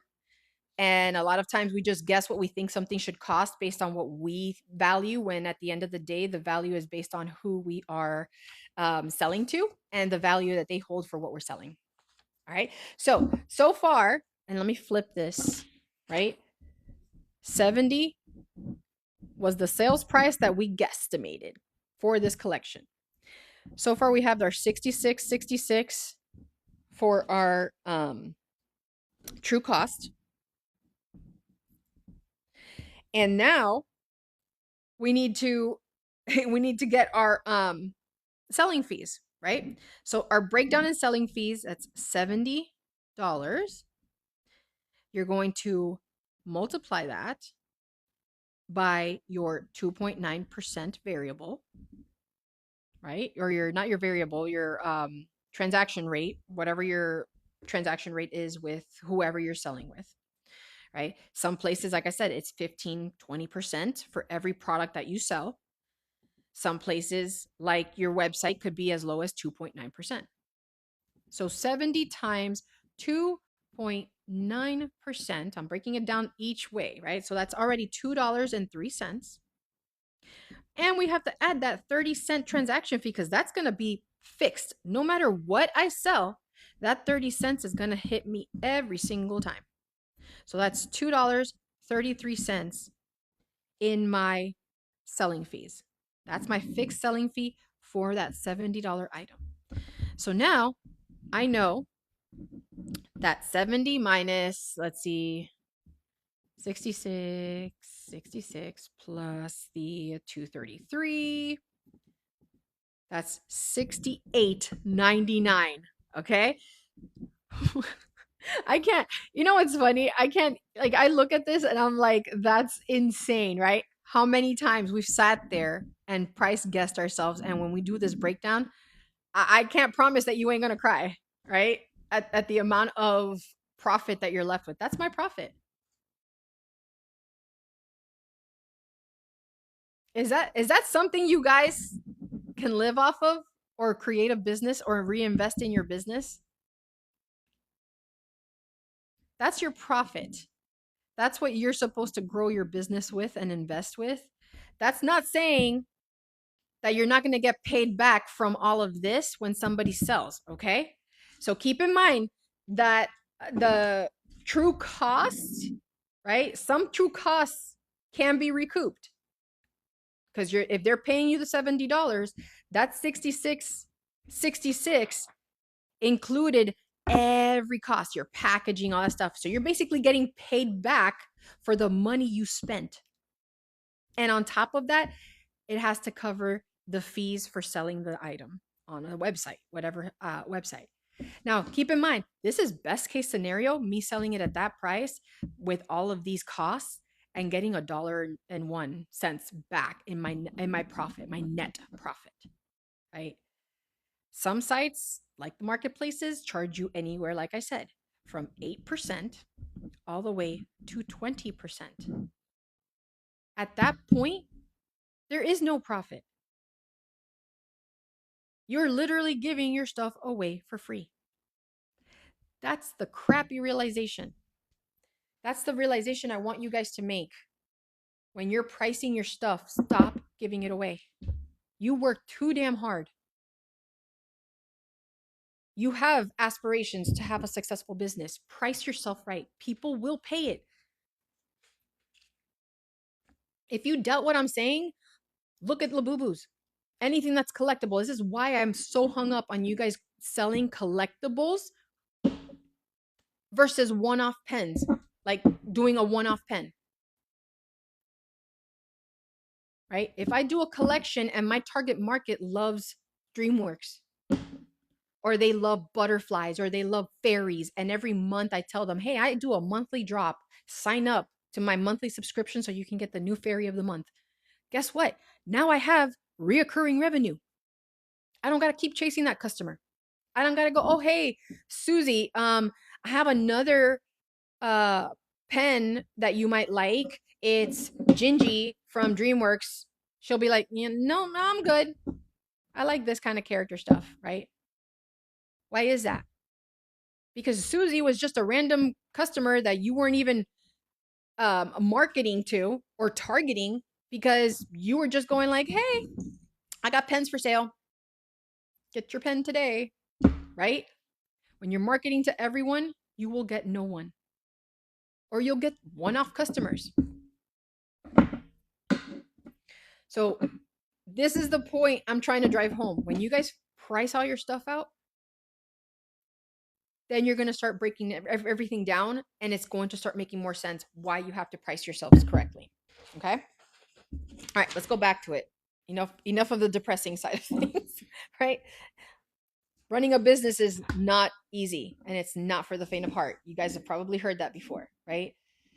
But there are options and there are ways to curb costs. So, what is my target net profit margin?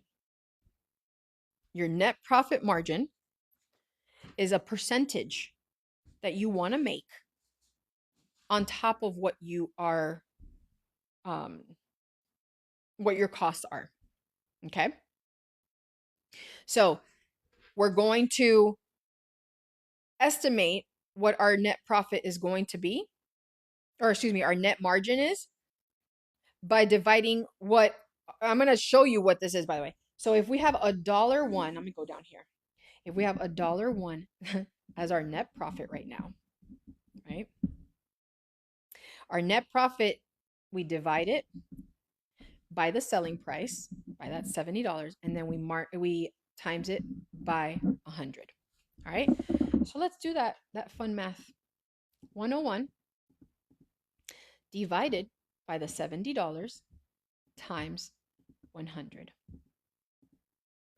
That's a 1.44% net profit margin.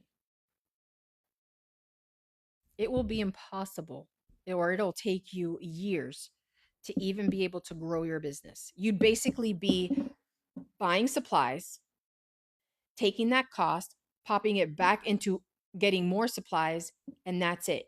You'll never be able to expand your collections and offer more than you have, because that expanding collections requires additional profit to be able to put money into something else, right?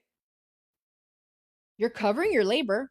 So if you're paying yourself $15 an hour, fantastic. But do you think you can raise yourself and your rates higher? Can you get additional help with a $1.44 net profit margin?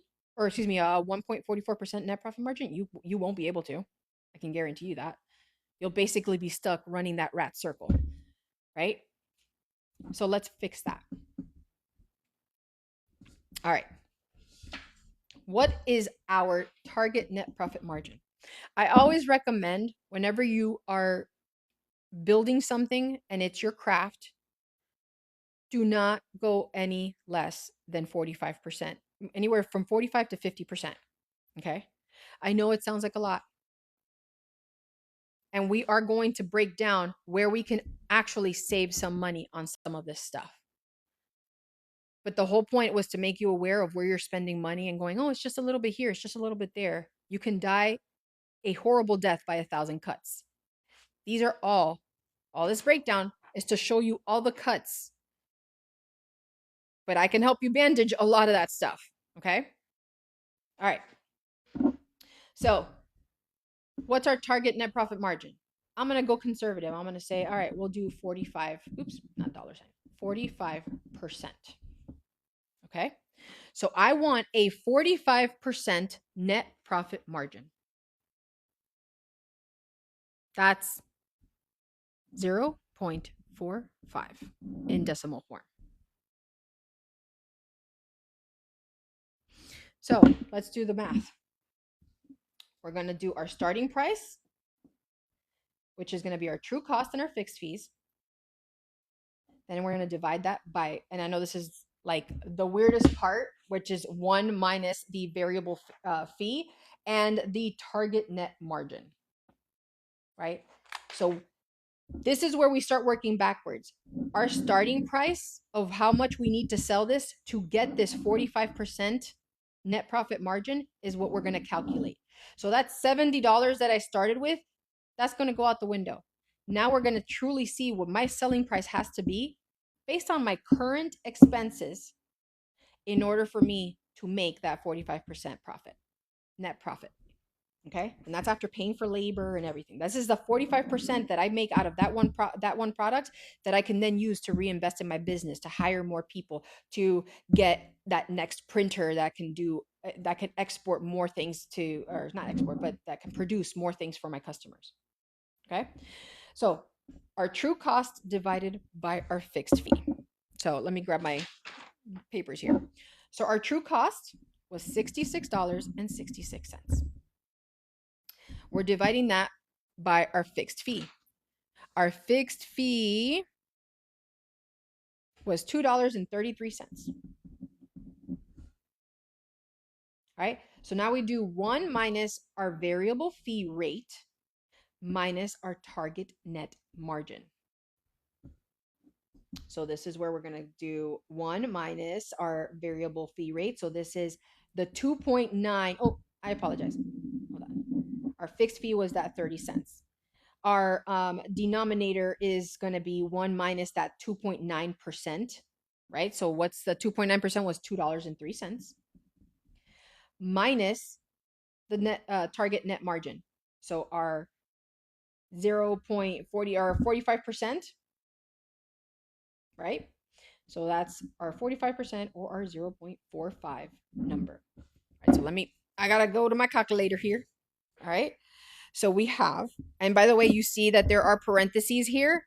So those are two separate numbers that you're then going to divide. So our true cost divided by our fixed fee. So our 66.66. Where's my, I want to get my breakdown. So I want to make sure I have all my numbers correct. Oh, that's where you are. Sorry, guys. I have like literally all my papers everywhere. All right. So we have our 66.66. All right. So that's that one. We have, where is my other paper? Oh yeah, no, I have it here. Write the entire equation using symbols. Okay, let me do that. I'll actually pop it onto the back of this thingy. Because everything is here, but it's so small you guys won't be able to see it. All right. So 66.66. That's our true cost. We're going to divide our true cost by our fixed fee. Our fixed fee is that 30 cents. Right? So that's our first number that we're getting. So 66 divided by 30 cents.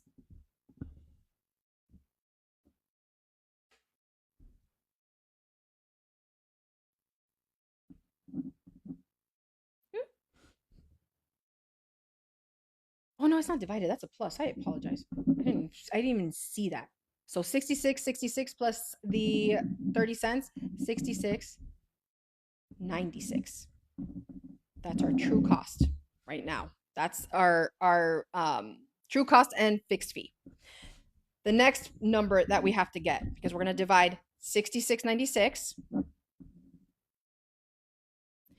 by the 1 minus variable fee rate, right? So that's that 2.9%, which came out to $2.03, minus our target net margin in decimal form, 0.45.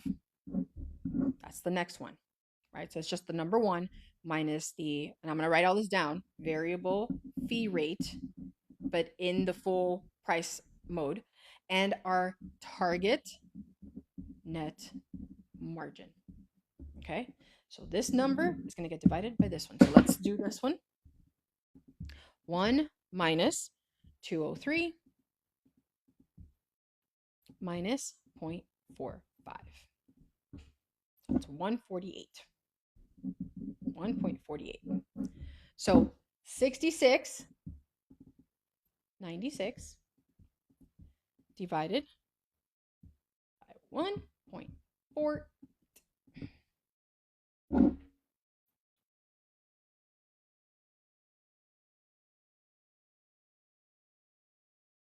Oh no, sorry. I apologize. I should have done it with the percentage. Good Lord. I just did this on Tuesday. You would have thought that I wrote it down correctly. 2.9% minus 0.45. That's why I'm not the math teacher.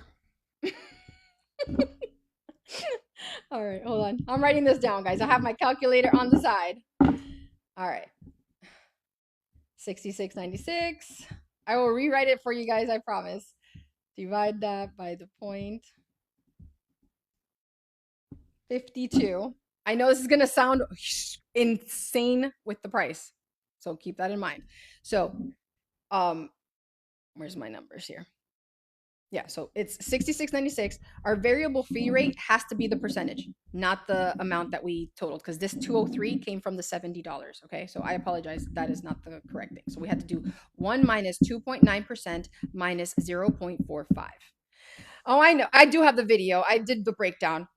It's one of those things where, you know, I love math, but math sometimes hates me. 66.96 divided by this calculation, which is 0.52, gave us 128.76. I know it seems like a lot, but the math will math. I promise you. This seems like a lot. Why? Why do you think that seems like a lot? Not only do I want a 45% net margin, which is not a bad thing to have, but I have high costs, right? My pen to start, where is it? Oh, right here. My pen to start was $27 just on the base cost for all of these things, right? For that entire collection. And it's not to say that somebody wouldn't be willing to pay that, but let's keep this in mind. We also have our labor. That's not unreasonable. That's normal, right? Our product packaging. That's a pretty good price. Here's where it hits us hard. Those software fees, the website fees. This is why I'm saying for those who are starting, if you're only expecting to make 2 sales a month, you're going to shoot yourself in the foot. Things like Big Cartel that give you the ability to sell your first 5 products without paying a monthly fee, that's huge. Selling in person or selling directly to people, that's a huge risk. So you're still going to need a website, but you don't need to risk everything and put a bunch of money down every month to sell just 2 things. So this number has to increase if we want our overhead per unit to drop. Because right now, our software costs us $25 a month if we're, buying any kind of, doing like a Canva subscription, enter like all the subscription softwares, plus our monthly fee for our website. But if I'm only selling 2 units, 2 collections a month, I have to tack on that $32 fee for every collection that I sell. That's huge. That's a huge, huge cost. Your cost should not be that high. But if you start marketing your product to your target market, you will make more than 2 sales.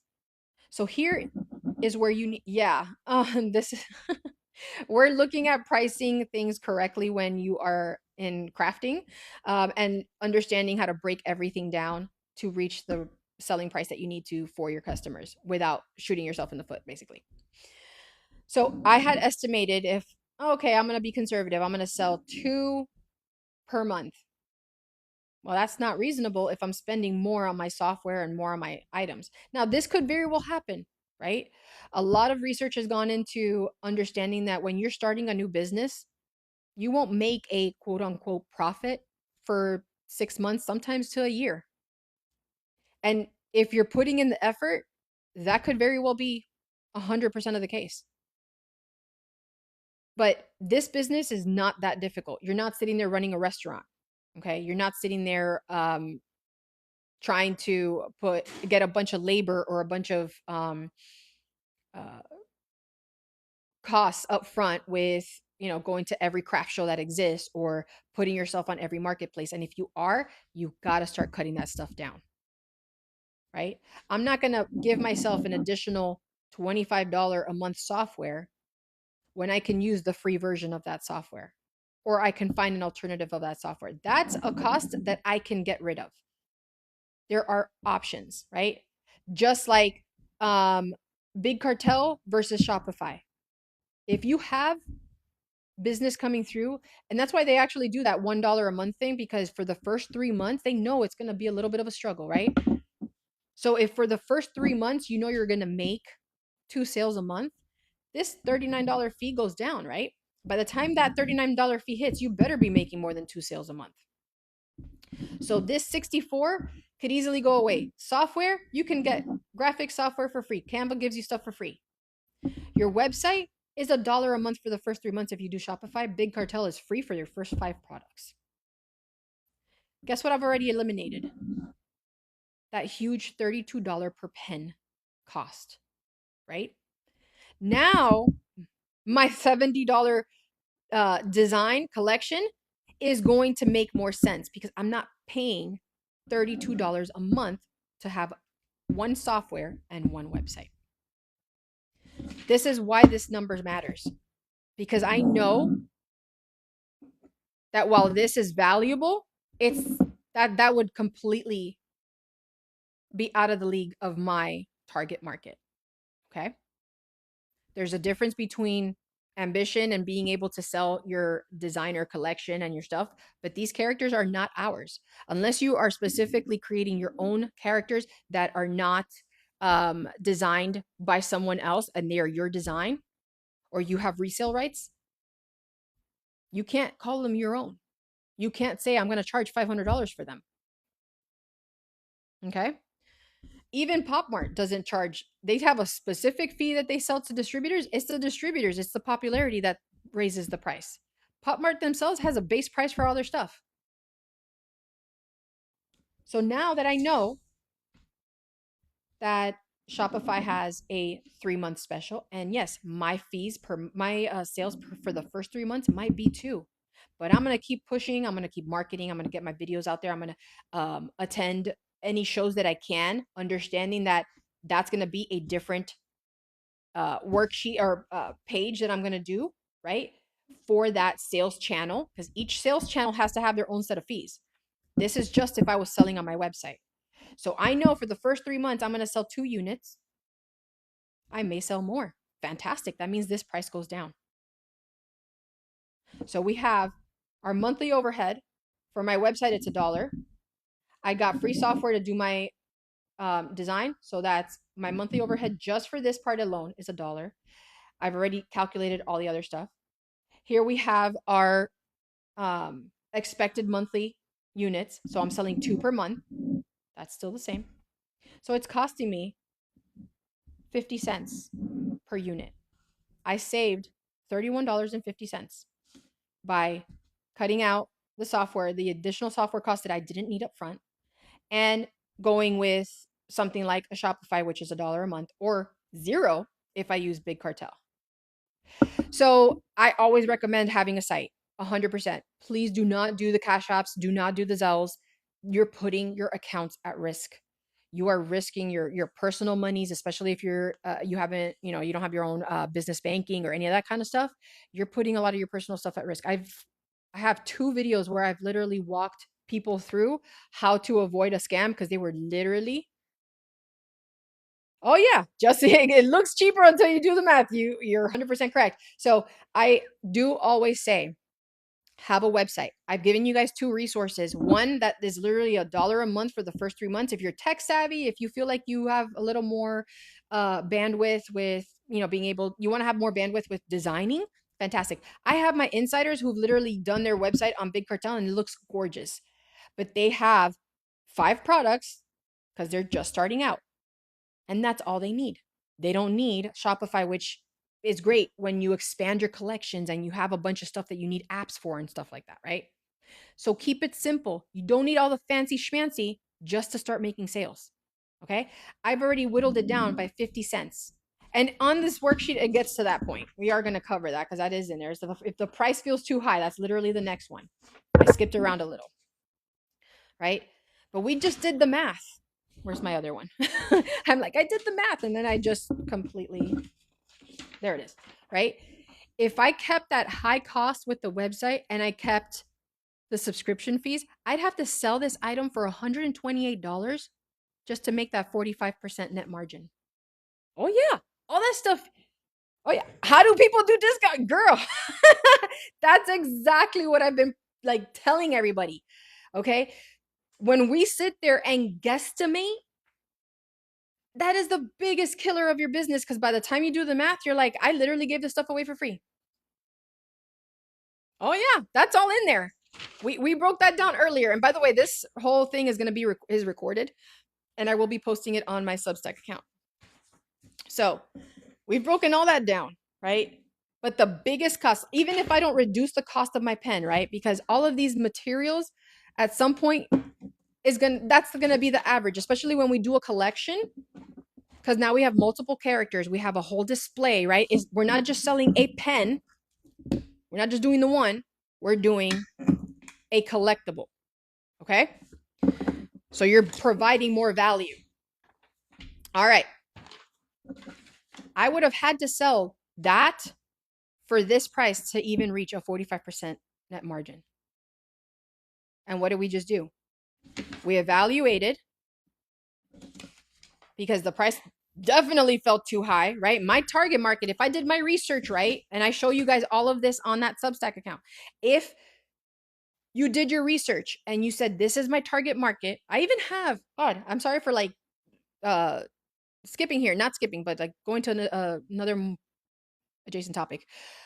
On my account, I even give you the breakdown of how to pair your personality with a target market that you'll love working with. All of the art, and those are all free. You do not have to be a subscribing member, none of that.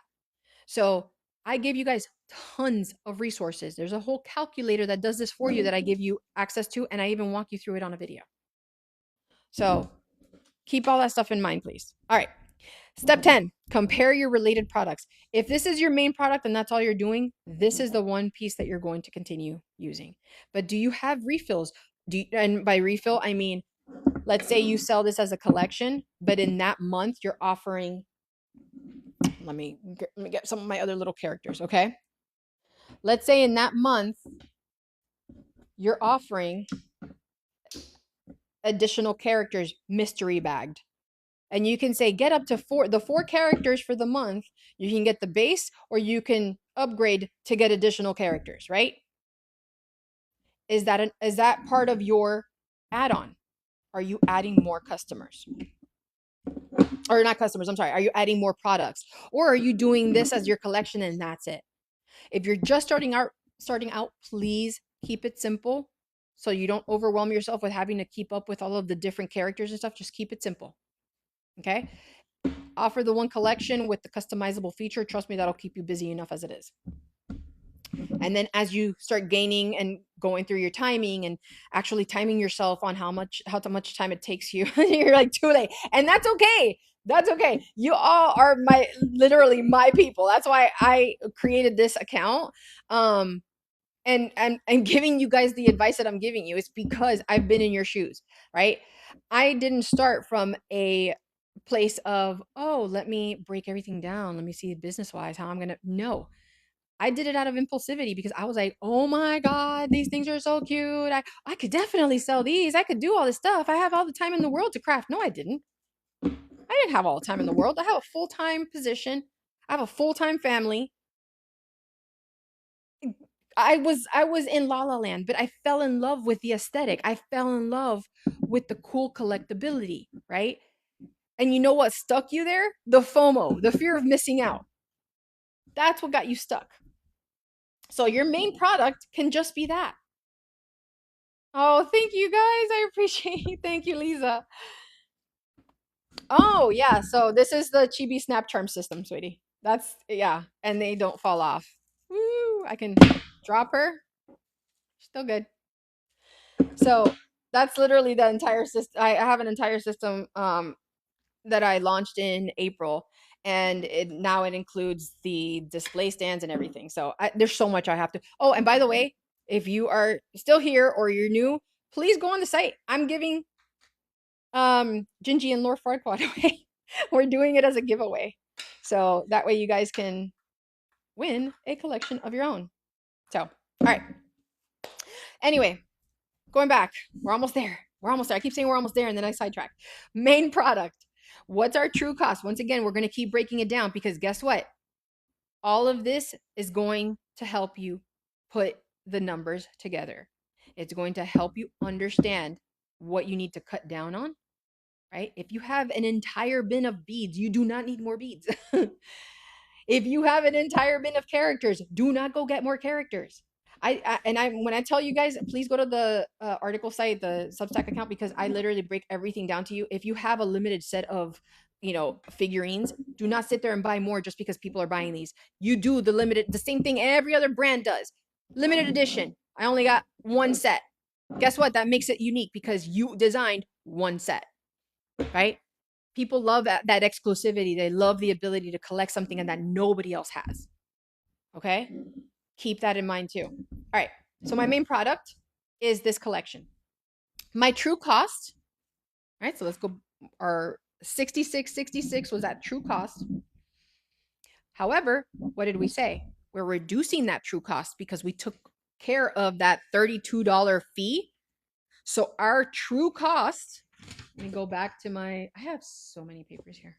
There's my page 2. Page 2 is like halfway across the world over here. Or is it over here? Hey, there's page 2. Okay. So we said our true cost before our selling fees was $66.66, but that's not correct because we just dropped our overhead down to $1 instead of 32. Right? We left everything else the same. I already invested in these beads. I'm good. All these materials, I'm good. I know that if eventually I blow up and go viral, I need to be able to afford hiring somebody to help me put these together. I know that my packaging at a base cost is $2.61. All that is reasonable. That's cool in the game, right? What wasn't was that overhead. You don't need a $40 a month website when you're just starting out. Unless you have, like, I went with the $40 a month website because I literally sell supplies. So I have to keep inventory. I have hundreds of products listed on my site. My target market are crafters, not the end consumer. It's why I tell you guys time and time again, could I have easily just sold this and done this myself? 100%. But I don't want to sit here and design every single day. Okay. That's not my passion. That wasn't my thing. I get burned out from repetitive tasks. So that is not my forte. but my forte is teaching. My forte is education.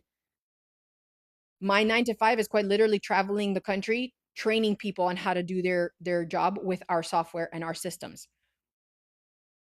And I love breaking it down. Oh yeah. So Corey, you said you have a website and it drains your soul to think to photo and list your inventory. 100%. It can be overwhelming. That's why you don't start with 100 million products. Just start with 5. That's why like Big Cartel doesn't charge you for like it's like 5. And by the way, I do not have any affiliations with any of these sites. I'm just giving you resources that I know are tried and true. Okay? So, start with 5. Work on marketing and selling those 5 and then you go from there. Break it down. You guys don't have to do everything at once. Please trust. It will work for you, but you have to make it manageable for your own sanity. Okay? So now my true costs before selling fees is significantly reduced. We no longer have that number, right? So we have 27, 28, 29, 30, 30, 10, 30, 71. See, I know how to do mental math, y'all. It's a lot of numbers, right? I went from $66 of my true cost by just changing the way that I handle my overhead. I'm now at $30.71. So now my true cost is $30.71. What's my proposed price? Well, if I went based off of my original net margin, I would have had to be $128. But guess what? I reduced my true cost. So I literally cut it in half or more than that. Okay. My proposed price I said was $70. That is something worth $70. Not only do I customize it for you, not me, by the way, I'm just saying if I was you guys as a designer, but not only do I customize it for you and you have your name, this is the only set I'm making. This is the only arrangement that's going to be on this pen and you're going to have it. And by the way, y'all better be branding your creations. Okay. I've shared this many a times with you guys. Please tell me that at this point, at least one of you is doing that. I know my insiders are, but start branding your work. Okay. People go and buy Louis Vuittons for the brand, not because it's a leather bag. You can get a leather bag every day. These are on that jungle site. I literally link this on all my replays. I'm going to link it on this one too. Something simple, but you brand it. Because guess what?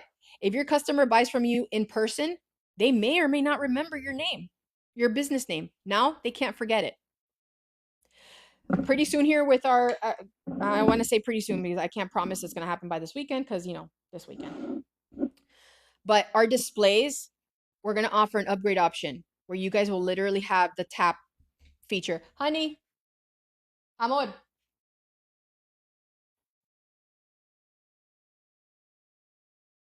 Oh, I'm gonna have him come down here because I'm gonna show you guys this. But this tap to pay or not tap to pay, this tap feature, you'll actually have the ability to get from us your logo with a NFC ready display. That way you guys can go ahead and keep your marketing on your product. I don't market, by the way. I don't brand any of the stuff that I sell my crafters. I don't want to take credit for your designs. Right? I would be your supplier, but I am not going to take credit for your design. None of my stuff has my branding on it. A designed pen does, because as a crafter, you should have your stuff branded. But I'm not going to sit there and put my logo on your stuff. This is so you can see that I could put your logo and have it printed with an NFC tag built into the display.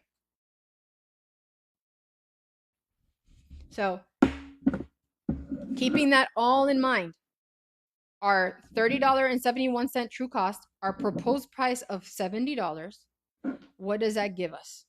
What's our net profit? That's not our margin. What's our net profit? Right? So 70 minus that 30.71.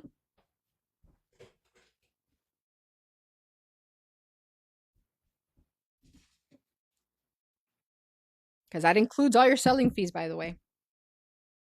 Or does it? Wait, no, not yet. Sorry. That's your true cost. Your final one is your selling fees. So we have to add those selling fees. Give me 1 second. Let me do that calculation because remember, we changed our numbers around. Give me 1 second. So 3071 was our true cost. So it's our $70 price times that 2.9%. Oh, so that one didn't change. So I did it originally on the 70. So it's the 233. So add that 233 to that. So that's 32. Nope, that's 33. That was 33 because I said we cut it in half. 33.14, right? 70 minus 33.14. That's all in, y'all. So 70 minus 33.14 gives us what? 36.86. That looks a lot better than $1 profit by a million miles. Okay. At our original cost with our overhead, we were down to $1.01. So we've got 70 for our proposed price, 32.14, which is our true cost to build our collection, right? To sell a customized design to our customer. Our net profit is 36.86. What's the net margin? Do we meet the net margin at a minimum that we were expecting?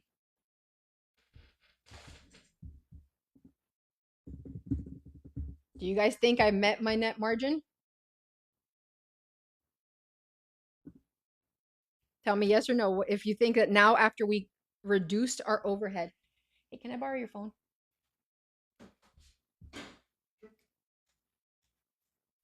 Thank you.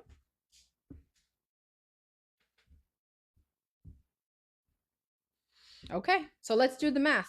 To get our net profit margin, you have to divide your net income by your revenue, right? So our net profit by the proposed price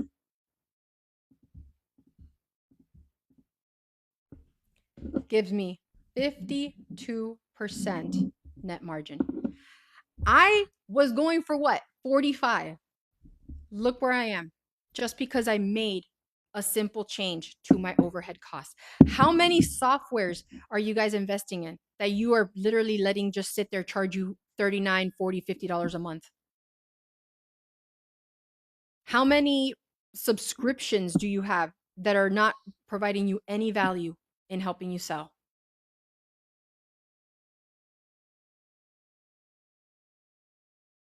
It's probably quite a few once you look at it, right?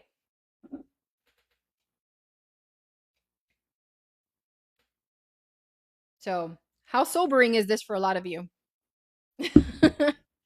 All right, I wanted to show you guys the cool trick now that hubby's back. So the NFC is built into the tag here. And this is what I'm going to show you guys in one of my upcoming videos, how to use the built-in NFC tag to keep your customers up to date on what collections you have new on your site. So that if they buy this one collection from you, right? At any given time, because it's branded with your logo and your tap thing, they will always know what new collections you're releasing. So all of this is coming soon, by the way, with the displays. So I just wanted to show you guys that, like, we literally innovate as much as we can here. All right. So going back to this, 52% net profit. We got it. We got what we wanted, our net margin. Okay. Can I invest more in my business with that kind of a net margin? Can I grow my business? Can I hire someone to run my social media? Because God, that takes forever. Can I pay to buy more, bulk items versus paying individual pieces that are charging me more when I know that I can start building? Can I use this money to start putting in for ad revenue or excuse me, ad spends? Yes. The answer is yes. That's how businesses make money. That is how they are able to expand and grow. But we look at it from a crafter's perspective and we're like, we got to cheapen it because people see it's handmade. Handmade doesn't mean cheap. Handmade should cost more because it's handmade. It's not a machine just stamping, right? It took someone's time, energy, and design to do something like this, to put this together, to make it so special that I have a one of a kind, right? Thank you. I do love doing like individuals. And if you guys love this one, by the way, please, I'm gonna tell you again, just go to the link in my bio. Right on the homepage, we're doing a giveaway for the next 30 days, and someone's gonna get the whole thing. And this literally is the displays. We're gonna Lisa, you better enter. We customize, so we're gonna have our next week, we're gonna release our castle display. So right now we have our it's this one here.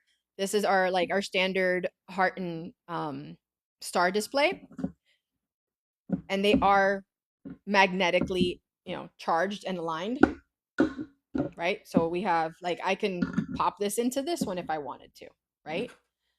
But yeah, our castle's coming up next, and I customized this one to fit the characters, which I thought it was so exciting. So this one's on a giveaway. I do not sell directly to customers. My customer is a crafter. So if you're interested in buying something like this, let me know. I do have obviously a list of all my crafters that buy the designs and what they want, or excuse me, what they want to sell and what design styles they have. My insiders get obviously first dibs because they are my insiders. They're the ones that are investing time, energy into their business.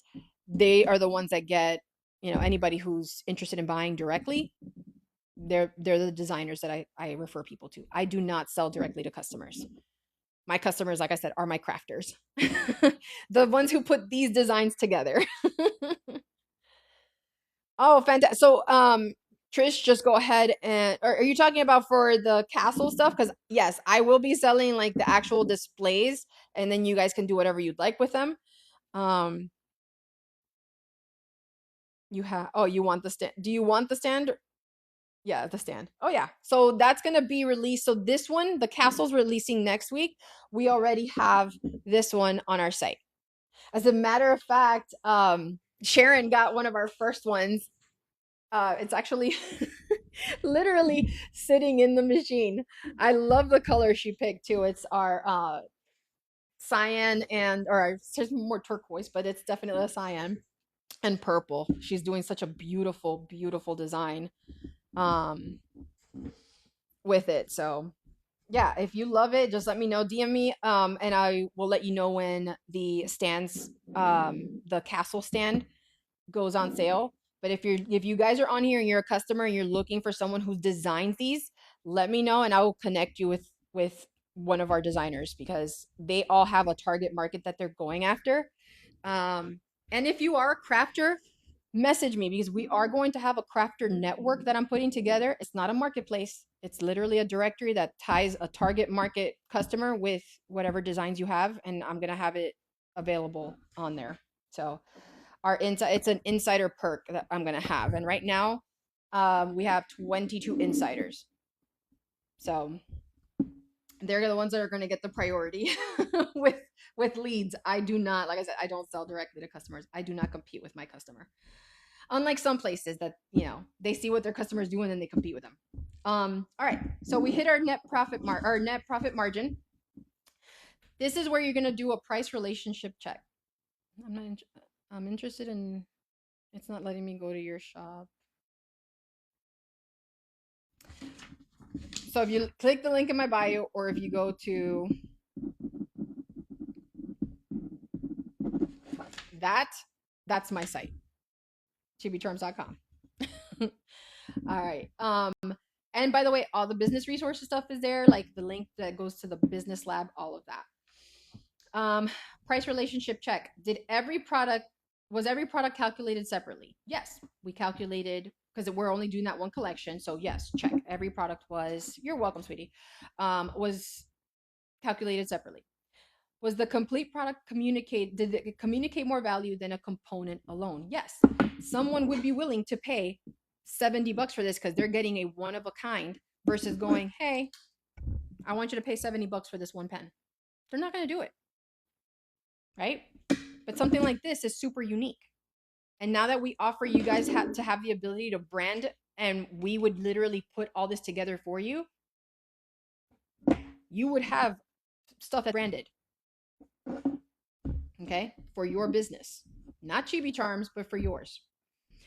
The add-on remains profitable without making the main product feel inflated, right? If you're selling an add-on, so if you're doing a collection where it's the pen set and a keychain, or if you're expanding your collections to include more characters, right? Is it expanding on the collection you're selling, or are you making that product look inferior? And if it's not, then you're good. Your add-on remains as an add-on. Still profitable, but it's just an add-on. Similar products use a consistent method. So once you get a collection process in place, and this is what I was saying, the first one is the hardest, y'all. The first one will be the hardest because you got to literally come to the reality of, oh my God, this is how much I spent, right? But the first one is just the first. After you got your process in place, you understand how to market to the people that you're marketing to. You start getting that traction because people see your designs and they're like, "Oh my God, I have to have it." Look how many people have messaged, not crafters, but I've had other customers that are like, "I want that pen set," right? I don't sell to customers directly. I don't sell to the end user. I sell to my crafters. My crafters can sell to the end user. That's why I do not brand our stuff with Chibi Charms, because I don't want them coming directly to me and circumventing you. Okay? I keep to that.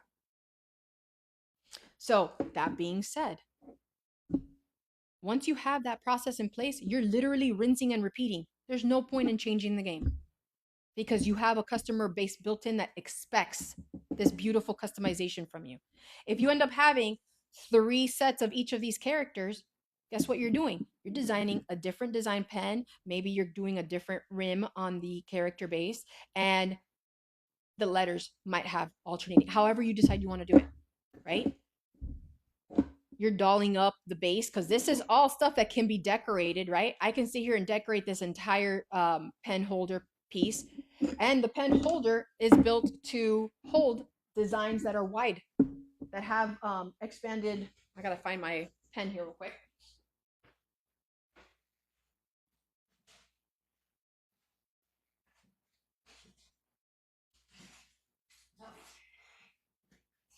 I was trying to find my blue pen. I have a stylus. I can find my stylus. Oh. Anyway, I have a stylus that literally has gems coming out, so it's like perfect in there when it sits. Because we made it so that it can hold decorated pens, not just rhinestone pens, but pens that have like flowers and things like that, so that you could still sit it in there comfortably without flicking off like the designs. Okay. So similar products use a consistent method. You find your method, you sell out, you better keep that method in place. Do not keep reinventing the wheel. Yes, sweetie. So you're talking about the design stuff. Feel free to message me. Like we're looking at doing fun, unique designs that you guys can then get. So like we're gonna have the castle, but we could also get like some of these little design style castles. And I am giving this one away. So go to the link on my bio or my main website, chibicharms.com, and you guys can enter. And this is for anybody. I don't care who enters at this point. I just want you guys to get access to it because I am giving this one away. It's so cute. And I went above and beyond and added the banners. And whoever wins, I will be putting your name on here. So, all right. Can any price difference, thank you, sweetie. Can any price difference be explained by cost, labor, or customer value? Can you, if you have to change your prices, is it something that you can explain because your cost went up, your labor went up, the value that you bring to your customers went up? Right? That's why you can, if you meet your margins, if you meet what you need, you can keep your pricing consistent. Okay. And by the way, these margins are healthy because let's say you have a customer's order that gets shipped out and the order gets lost or something happens and now you got to put a claim in, right? You can still make up resending them if they're you have the ability to resend it to them because you have the extra characters. You have the ability to resend it to them and then file the claim that you need to file to get your money back from it, because you as the seller have to file that claim, but you don't have to keep your customer waiting. However, if something happens and it's a one of a kind, right, because you only had one of each of these characters, then they're able to get a refund, and you can then go, hey, I know this wasn't, something we could control, but is there a different character set that you would like, or would you prefer your refund? And guess what, at the end of the day, you can file that claim, you get your money back, and they're still happy because they didn't have to lose out on their money, or they don't feel scammed by you, right? I literally had one of my followers, she thanked me today because she's a crafter, but she was buying something from another small business, and the small business shipped it, and literally USPS lost it somehow. She saw the tracking, she saw the package was moving somewhere, but it never got to the final destination. And I gave her the advice because she wanted to. She was like, "Should I wait or should I file for a chargeback?" And I said, "Do this. Reach out to her, ask her to do a packing track, or not packing track. I don't know why I'm blanking on it. It's not intercept. It's they basically do a trace of trace. There you go, package trace. Um, to see where the package is, and the postal service will do that. There's no fee for them to do that. If they can't find the package, a claim can be placed. If it's been 15 days since the package was sent out, and I'm talking about calendar days, not business days. If it's been 15 days since your package was sent out and you haven't received it, they can file a claim. But they have to do it because they bought the label, right? They're the business that provided that. And part of that customer service that you have to provide as a crafter comes with that. You got to deal with those nuances. But guess what? You're not losing your money because you can file the claim. The package is lost. You're still getting your money back. Yeah. So Trish, yeah, if it's been 15 days, file that claim. Try to make it up to your customer and be like, "Hey, I don't control this, but it's better than getting a chargeback." Now, if they're like, "Oh no, just give me a refund." Cool. Get it all in writing, okay? Because if they try to do a chargeback after you've done the refund, you're going to be out cash. Get it all in writing. You just have to call the post office where you shipped it from. So whatever your local post office, you can even go in person and talk to the postmaster general and let them know, I need a package trace placed on this package, give the tracking number, and they'll do it. You can also do it on the website. USPS does package traces. You enter the information where it was, like, they'll have you fill out the whole form and you do it from there.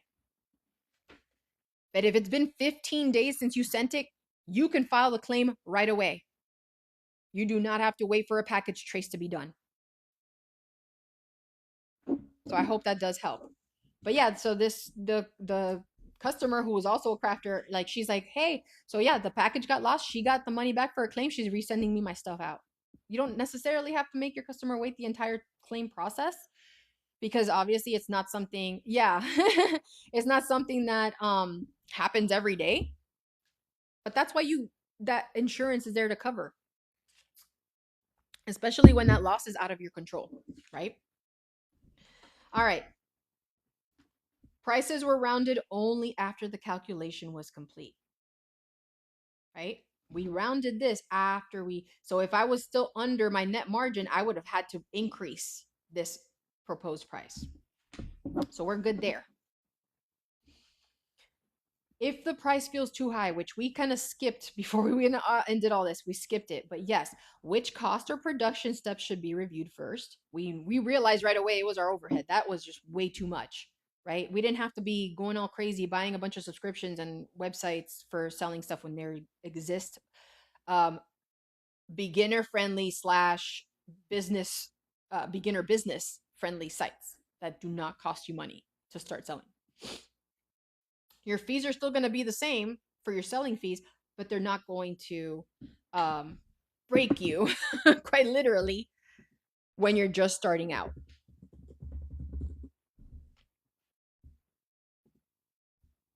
And for those who are, like I said, those who are just starting out, it is, big cartel's a great one because, like I said, you can list your first 5 products for free, and they'll like physical products.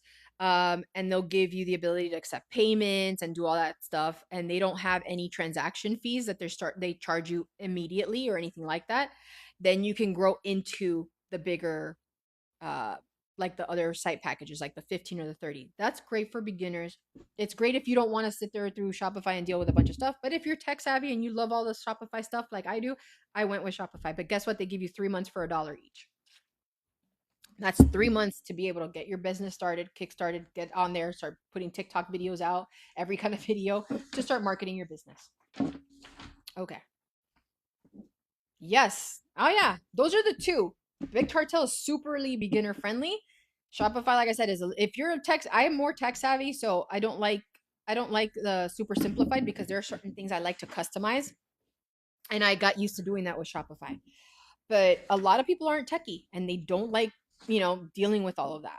So it is a superly awesome. Yeah, with the $15 one, you can do like 50 physical products. So that's a lot. And if you get to the point where you've got 50 collections, it better be because you have an entire staff helping you create that. Because you're selling out every time you do a release. And by the way, if you end up joining as a Charmie Business Insider on my Substack, you guys get access to all the paid classes that I've done. This was all from our week 5 of our training that we were doing, but we talked about how to launch your collections and plan out 90 days. We talked about literally breaking down and doing a collection, the marketing videos that you should be putting together. We're still breaking stuff down. This is an ongoing series because I am literally having you guys break everything down and understand this business. Oh yeah, Trish, it is something that for a lot of people it is, and even for me when I first started, I was like, man, this is like so dang complicated. But as I kept using it, and like I said, I do love a lot more of the customization stuff, and I'm familiar with it because I've done it for so many years. I was like, it's okay. I'm willing to deal with the craziness. But even the subscription fees that you have for like some of the apps can start adding up. So, all right. So our final pricing decision. Finally, we made it to page 5. All right. This is where we do everything. We literally list everything cleanly out. We do our pricing test, and then I always give my insiders homework, but you guys will have homework to do because you'll be able to fill this out. Oops. All right. So our product. So we've got our princess. I'm gonna call it unique princess collection, or you can call it customized princess collection because you're going to put that person's name on it. And this is the only one, for example, that I can say. I'm going to say this is the only one that they can get because it's going to have their name. These are the only two, like literally, I could say that's the custom thing because it's the one collection. So the current price, there's the current price, the calculated price, the final price, your net profit, and your net margin, right? Please do not start your collections on sales. You are immediately diminishing their value. Okay. So our current price is 70. Our calculated price is 70. Our final price is 70. I'm not changing that. Right? I'm not changing that. That's going to be it all the way through. Our net profit we found out was 36.86. Right? Yeah. Yeah, 36.86. Our net profit margin was 52%. I said we were going to shoot for 45 and we got 52. An extra 7% net profit margin that I can use to grow my business. Where initially, when I said, okay, this is all the stuff I've been spending my money on, including these website subscriptions and all this software that was my overhead, it was literally leaving me with $1 in profit. And for a lot of you, that is the reality. And this kind of stuff is going to help you go, okay, I need to chop that stuff up. I absolutely don't need it. I don't need this or that. I don't have 50 million products, so I don't have to do Shopify. I can go on Big Cartel and sell for free and not get any transaction fees, right? Why is this the final price, right? It meets, and you literally write it down, meets my margins, interest and purchases validated by your target market, right? If you start doing videos showcasing this and you're talking about your pricing, get the link, click the link in my bio, blah, blah, blah, blah, blah, and you'll get people who buy it right away, or you get a lot of interest and people are like, oh my God, yes, I want to get that. Definitely. I want to send that to me, blah, blah, blah, blah. That's your validation. People are actually wanting it. Your videos are going to go viral. Guess what? You better be ready. And we talk a lot about that. Before you overestimate and how much you're going to, put that you have like quantities of stuff that you may or may not have because you want to purchase it later if it goes crazy and viral. No, you're a brand. You deal in exclusivity. You're not a Walmart. You're not, a bulk site. You're not a Costco. Okay. Brands do not sit there and bulk sell stuff. So what customer value supports this price? Right? We're giving them a customized design with characters that are popular in this case. We're giving them rhinestone pieces, and it's a collectible and it's a one of a kind because I'm not designing another one like that. My brand is not doing that, right? We make sure we brand our pens or our keychains, right? These are useful for pens, keychains, badge reels, insert whatever you want here because we have the whole line on how to do this interchangeable stuff. Okay. What customer value supports this price? That's what you enter there. What cost, fee, or production assumption needs to be verified? Well, we kind of did that already, right? If you have a production or a cost or a fee, this assumption only matters if you're like, I bought one set. I want to see how it sells, and then I'll invest more money later and buy more bulk sets of these. First of all, that's not exclusivity, so you don't want to do that, right? You're a brand, you don't do that.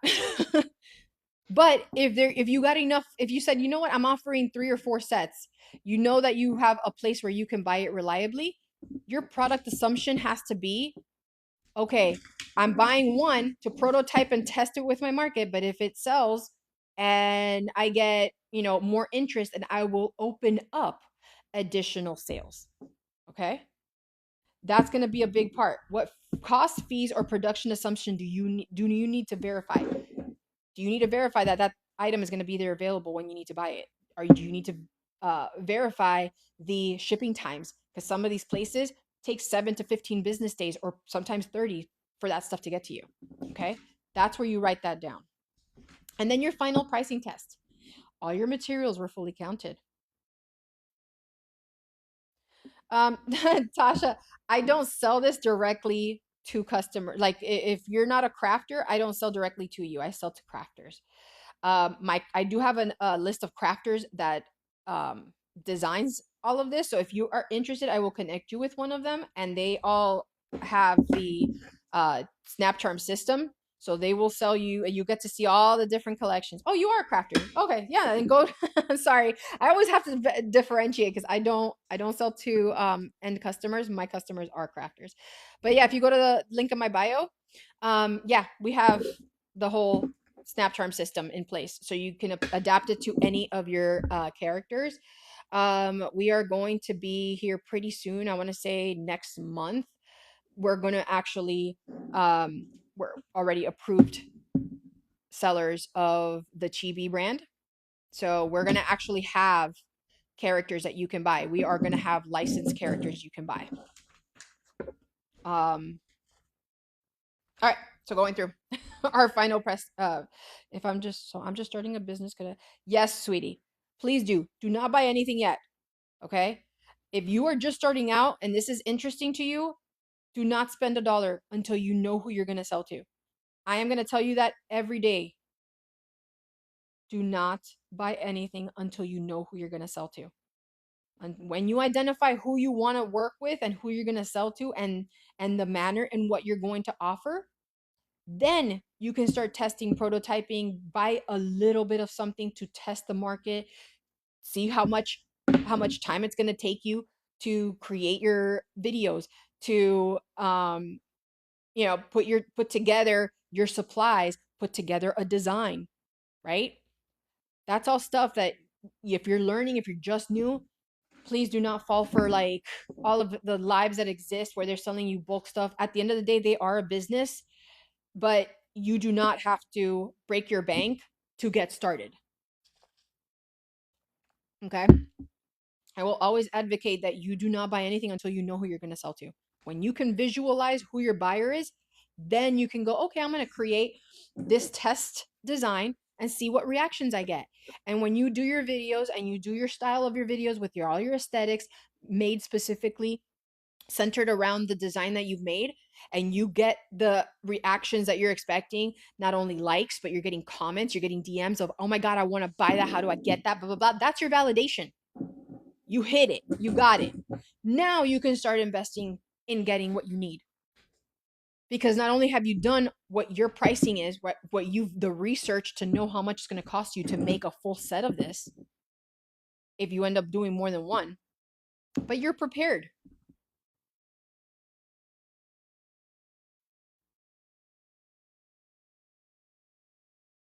Oh yeah, sweetie. Okay. Yeah. Tasha, go ahead and message me and I'll connect you with one of my designers. And let me know what specifically you're looking for, because like I said, I teach everybody to have a target market. So if yeah, I'm not gonna, pair you up with someone who doesn't even have the designs that you're looking for. Yeah. Oh, who made? Oh, okay, gotcha. Yeah. So these I make because I teach, like I teach y'all how to do this and craft these, but I create the base supplies for my crafters. And if you're interested in getting into crafting, then yes, by all means, go to my site and you'll get to learn how to do it. But like I said, you guys, if you're wanting to start doing this, do not invest in anything yet until you work through that target market. Okay. Your final pricing test. So your materials are all fully counted. Your labor is paid for before your labor is paid before your profit, right? Because if you end up having people to pay, you want that labor paid before you get that profit. Your packaging is included. Your overhead is reasonably allocated. Your current selling fees are included. Your net profit and your margin are verified after rounding. The value can be explained clearly to the customer. That's your pricing test. If you can check every one of those off, you're good to go. Whatever is not, oops, I may have forgotten my packaging. Go back to the page that has the packaging information. If you don't have packaging that you've purchased yet, do the research. Find out, look at the different sites that offer packaging. If you have a new business, Uline is a great place to get started with your business credit. But you have to have an LLC or a corporate, however you want to structure your stuff. I'm not a, um, you know, business lawyer or anything like that. I can't offer legal advice, but incorporate yourself or get yourself, like I have an LLC for mine, and you can start building business credit. And they offer shipping supplies and things like that. Your homework, if you choose to take it on, will be to time one real production batch. Okay. And literally time it. Don't get distracted. Don't be watching House of Dragons or, Lestat the Vampire while you're doing your design. Focus, because when you hire someone, you're not going to be paying them to watch TV. You're going to be paying them to produce. Okay. Verify your selling channel fees. Make sure that the fees you are estimating in your brain are actual fees that are being charged. Are they higher? Are they lower? Did they change their structure? Complete the worksheet for one current product. Okay? And you'll be surprised. Review the price of one of those related products. If you're gonna sell, let's say you sell the pen and the keychain, right? If I decide to do the pen and the keychain for this one here, right? Because this is another one exclusive. We're gonna be introducing the hang bases, so you can actually interchange these with like putting them in a car, or even as an ornament. So given that you do that, if you have an entire system in place, my pen, if you have an entire system in place, review the price of one of those related products. What pricing do you have for the keychain set that goes with that collection? Okay. Choose one pricing or product change that is based on the result. Choose one pricing or product change based on the result. Okay. For me, what did we see?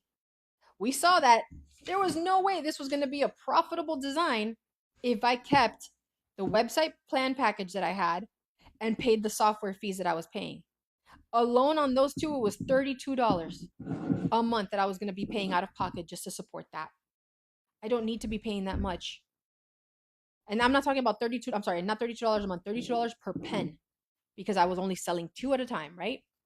If I'm new, that's a pretty good number to start with. You probably will do more. But we estimated that if I was a brand new seller and if I was doing a $39 a month subscription for my website to have a website presence and paying, fees to graphic softwares,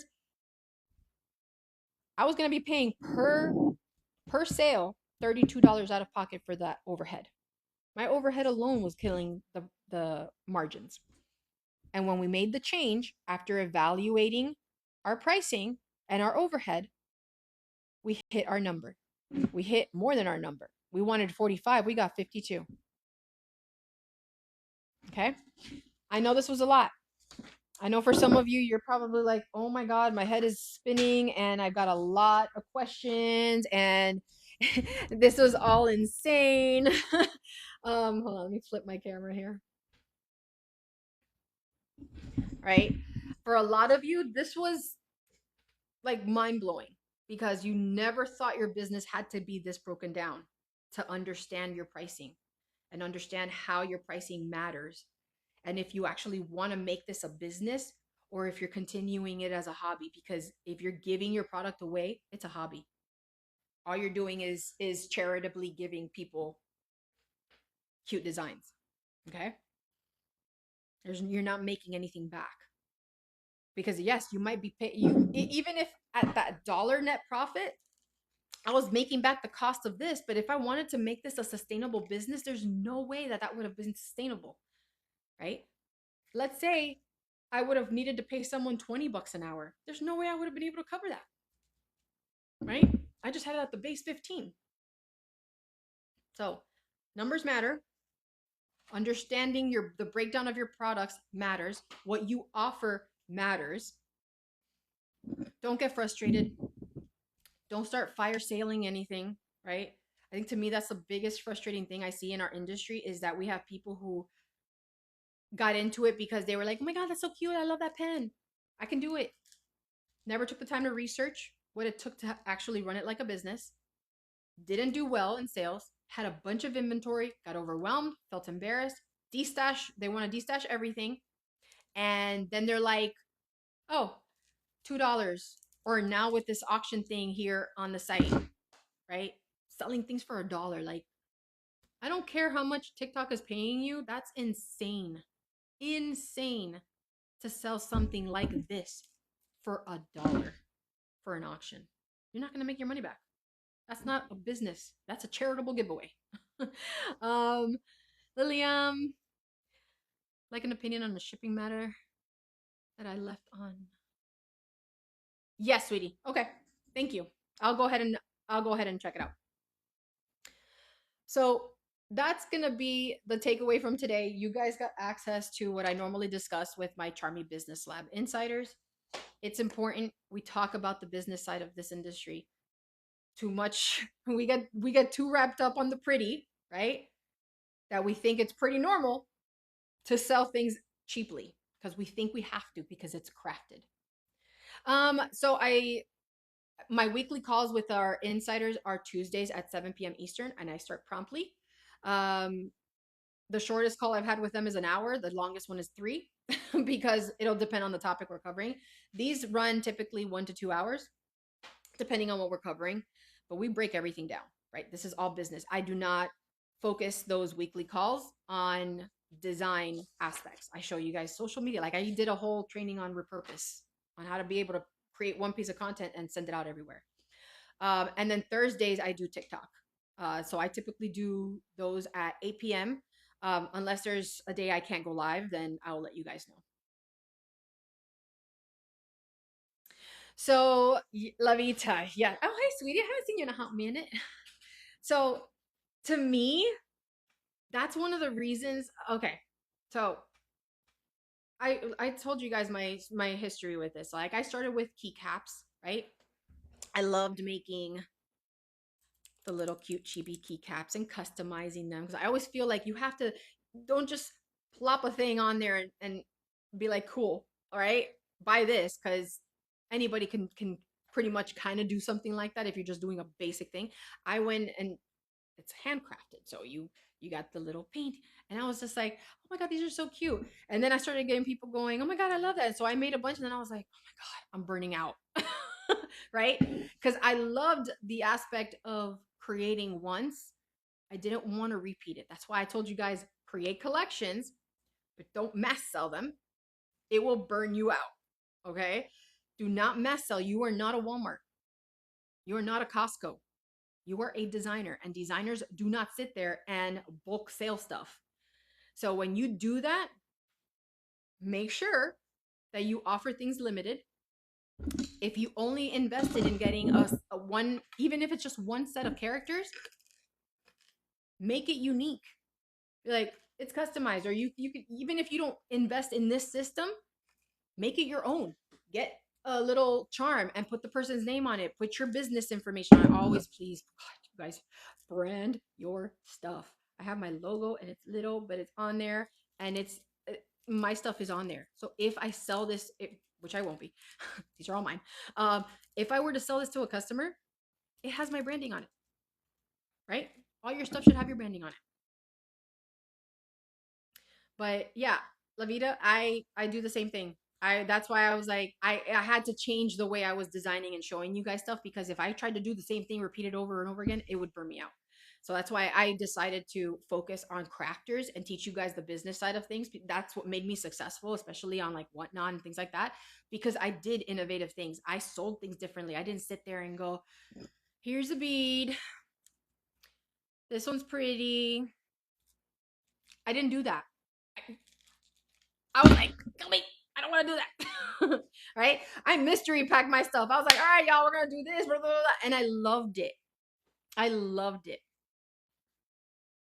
But it's also draining to go live every day. That wasn't my shtick. That became the repetitive thing that I freaking hated. So I decided to focus on educating and teaching. And now I go live when it's convenient for me, because this is my business at the end of the day, right? And it's not wearing me down, because I do it once a week for the Thursday, which is here on TikTok, and then I do it with my business lab, my my Charmie armies, but my insiders on the business lab. Oh yeah, Mr. Girl, mystery pack. I love mystery pack stuff. Like, I haven't. So I did it for the Shrek giveaway, the Lord Farquaad and Gingy. And if you guys haven't entered yet, please enter. I am giving this away. So whether you're a crafter or a customer, I am giving them away. And I will be putting your name on here, so it's custom to you. But I created a video where I was like, I'm mystery packing, and I do have my little Charmie wheel. I made my little Charmie wheel. So my Charmie wheel will spin, and then it'll pick one of my bins, right? So I picked the yellow, and that's what came out of this set, came out of that yellow bin. And I had posted a video on here, and I was like, what's going on with it? For some reason, it's like this social media site suppressed it, but it went on everyone else. So I was like, screw it, I don't care, I'll leave it. But yes, so the way I'm doing it is for my content, because I want you guys to see it. But I would, like, you could literally do that. You can create your designs. Let's say I had like the full set of them, and I was selling it as, you know, I had a full set, but I was selling like 3 of each set, or I'm sorry, 1 of each set. So I had 1 pen for each, but they came mystery packed, so you didn't know which princess you were gonna get, right? That's where mystery packing comes in. You can also do a monthly upsell, right? So you can be like, you get your pen and your 1 character, but you can upgrade and get a 2nd character, but they're mystery packed, right? You don't know which one you're gonna get, but then you open up the package and there's your character. I am such an advocate for you guys doing like monthly stuff. So like here, for example, I have these. This is the other one. You guys haven't seen it yet because I haven't launched the video, but I custom designed this one too. I should say we, because my husband and I work together on it, but I definitely got to take credit for this one. So this is another one of our displays that's going to be releasing. And we're going to have the character hats. So they'll go on here. I'm just going to use this one for now. Right? And we are going to mystery pack the hats. So my and I do have like characters and stuff that my crafters can buy so that you guys can then sell to your customers. We have like character duos and stuff like that. But yeah, one of our displays is gonna be, so if you have like any of the Mario kind of stuff or the Nintendo, yeah, like all that stuff is really cool. But yeah, you pop the pen and then little hat can go on your pens. So no, I'm giving you guys the advice to do mystery packs. I don't sell mystery packs to my crafters. You guys see the products that are offered and there you go. So like I will have especially when we get our shipment in from our distributor, actual licensed characters that you can buy. So it's not a thing where you guys are like, "Oh my god, I'm selling a licensed character." No, I will have the ability to sell you licensed characters. So that's where that comes from. But yes, this is another one. I wanted to show you guys this one. This is so pretty. But that's the whole purpose of it. It's got this. And then for the princesses, I have this castle theme, but it's got their colors on it. So for Peach, it's got the red rooftop, the white castle base, and the green for the grass. So it's all like, to me, this type of stuff is awesome. And just for you guys, I'm gonna share this other one that I'm doing. So to celebrate, I don't have the characters built yet. Like I'm literally gonna show you how to do it all. Like if you're a new crafter, how to use the Chibi Snap Charm system to put an entire system together. So in honor of like the Toy Story 5 release, I'm gonna do these two characters. But I literally went as far as printing out, like, customizing it with the little clouds for the backdrop that you see on his wallpaper. So they'll go back here. And then on the tube, it's gonna have Toy Story spelled out with little blocks. And these are all things I'm giving away. So these particular ones I'm doing giveaways, but I am gonna sell individually. But in honor of like getting the displays out the door and posting them, I'm doing the giveaways. So the castle is gonna be the first one that I'm launching. We're launching this coming week, and you guys will have the ability to order your logos on here. So this is an example. I don't brand this stuff with my stuff. I do it for you, and it's going to have an NFC code built into it.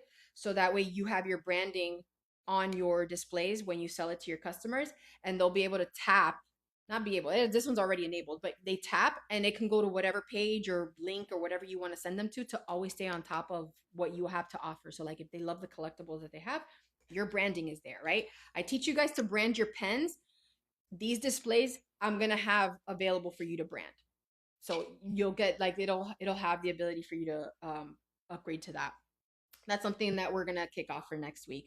And then we're also gonna have our letter packs. Like I already got my first one ready for our pictures, because just like you guys have to do this, I have to do it too, because you all are my customers. But you'll get 100 letter pack that you can then apply like whatever color you want. That you can then use for the displays that you're doing. And always use it based off of your collection. Whatever collection you're going to release, you prepare for it. So that way you have the displays that you need. You have the letter combinations that you need. That you have the characters that you need, right? Validate your design with your target market by getting your marketing videos out there. You do the five of the 6 touch points that I teach you, because that's another thing that I teach. And so yeah, letter beads, eventually, yeah, we can do that. We have literally 3 machines that do all of our stuff for us. But yes, we'll get to that part eventually. But right now, like these are the nameplates that you saw on this one. But yeah, we can turn them into beads. But yeah, so to me, anything that stands out and is unique, that's how you guys stand out when you go to a craft show. Not every crafter is going to have this. Not every crafter is going to go, oh, hey, let me do this. Right? You guys show up to a convention with these sets.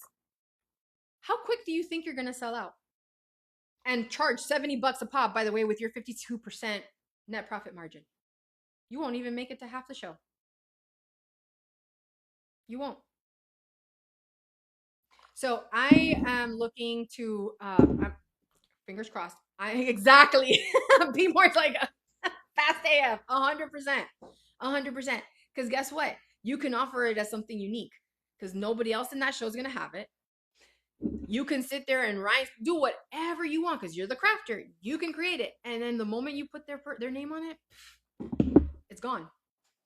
It's gone. I go to MegaCon for that reason. I absolutely love finding unique things at MegaCon. I literally bought some guy's display because he had a big old poster of Hello Kitty, but it was underneath another poster that had another character. And I was like, I don't care. I'll buy that whole display thing from you. And it was like his banner. I was like, I will buy it. It's so unique. It's so pretty. Because he was selling like the prints, but he didn't have the print the size. And I was like, I'll buy your banner. I literally bought his banner. Okay. People are willing to pay what they're wanting to collect. I literally got these two yesterday. Okay. If you love what you love, you're going to pay for it because you expect to collect. Okay. But if you guys are just selling randomness and there's no cohesion, there's no story in your collection, it's going to be a lot harder for you to sell. You're going to be in that sea of everyone who's trying to sell to everyone. But have your unique sets, right? You don't even have to go with licensed characters. You can easily do a butterfly, fairy, mushrooms, gnomes, like literally an entire thing, unicorns, like a whole fantasy series, right? And those are very generic, but people love them and they love collecting them. So keep that in mind. You guys have the ability to be as infinitely creative as you can. You don't have to be mass producers. You shouldn't be. That's diminishing your brand. But what you should do is create, or even if you buy something like this, create and design it to your target customer and give them that feeling that, man, that thing is unique, right? Nobody else has that. I can guarantee you nobody else has this. I designed this. I was like, oh, I need to create my own. This is not available on any 3D printing site. I built this. And with my husband's help, because he is my engineer, right? We built our built in magnetic system into this. I printed up the flags so it looked like his castle, right? All of that. All of that takes creativity. All of that is part of what you offer. That's why people are paying you that money.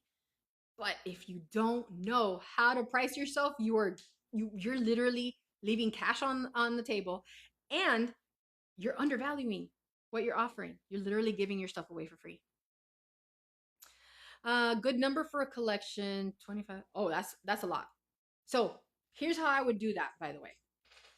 If you have the happenstance that you literally bought like 25 sets of Rainbow Brights, right? It's her, the dog, the guy. I don't remember all the names. Like Rainbow Bright was literally my childhood, but I don't remember their names. Just hers. Okay.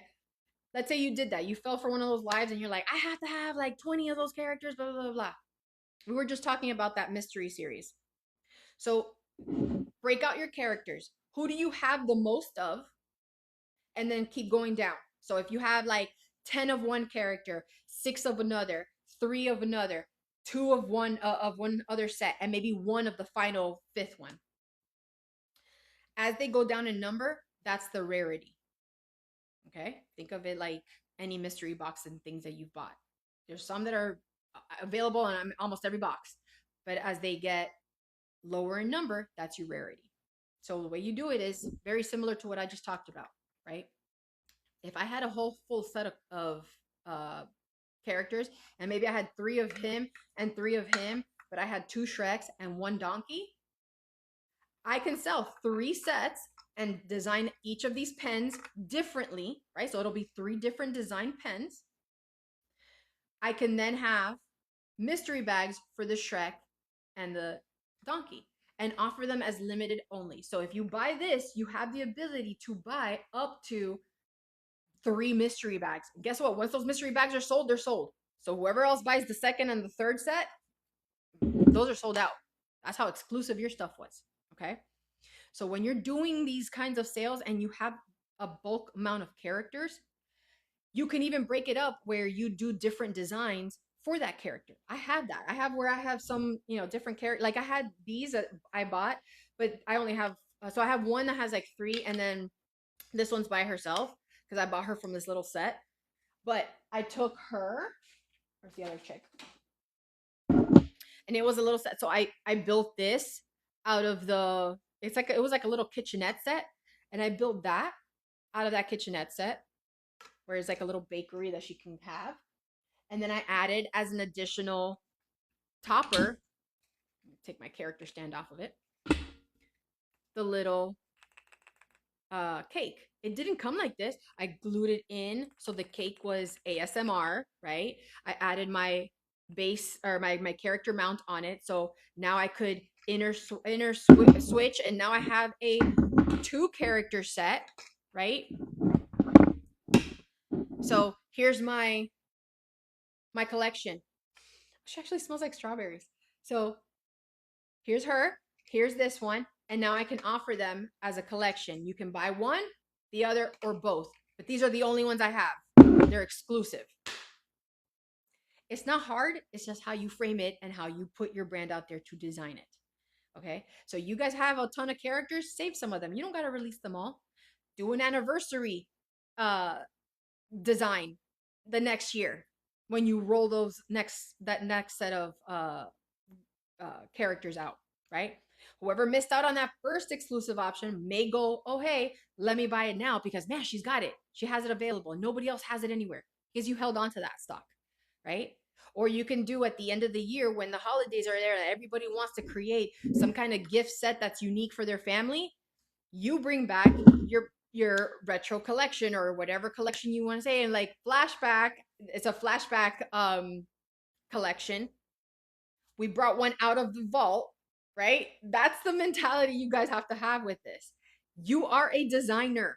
You do not have to be a bulk seller. So stop thinking I'm going to create like 25 pens. Don't. Do 3. Sell out of that and then move on to your next collection. Say those extra characters. At the end of the year, you'll get those same people that you've been building and you've been building stuff for, and you do a retro collection, and all these new customers that were like, man, I missed out on that Lord Farquaad. Oh my gosh, she brought it back. And there's only 3. Holy crap. I'm gonna be on her website. Click, click, click. When I released this Chibi Snap Charm system, I literally had people refreshing my site.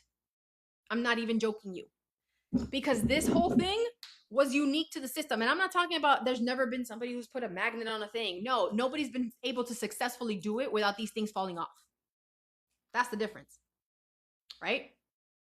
You have people who have been putting them, but they use refrigerator magnets or some kind of magnet that's trash.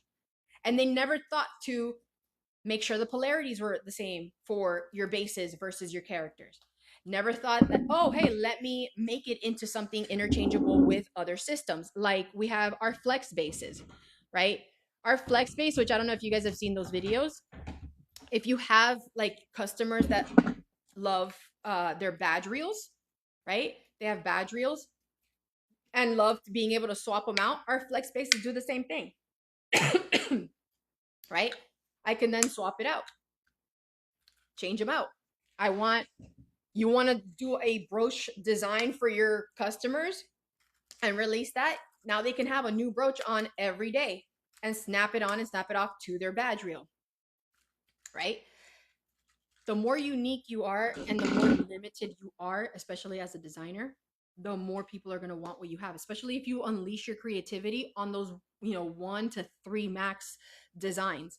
It doesn't bring you out because you're not feeling repetitive. You get to do a whole new set of characters or a whole new set of inspirational designs. Once you find your target market and they're like, oh my God, yeah, we love your butterfly series, keep building on that. Keep releasing butterflies every single time, right? You have the ability to do that. You have the ability to do that. You just literally have to make sure your pricing's on point and your target market is on point, that you're actually advertising to the people that want to buy your designs, right? I'm not going to advertise to Hello Kitty people this Mario set, right? I'm not going to do that. There's no point. Oh, and here's the pen. Like, here's one of the pens, right? I'm not going to do that. So keep that in mind. Where are you on a reseller list? What do you mean a reseller list? If I have a reseller list that I keep,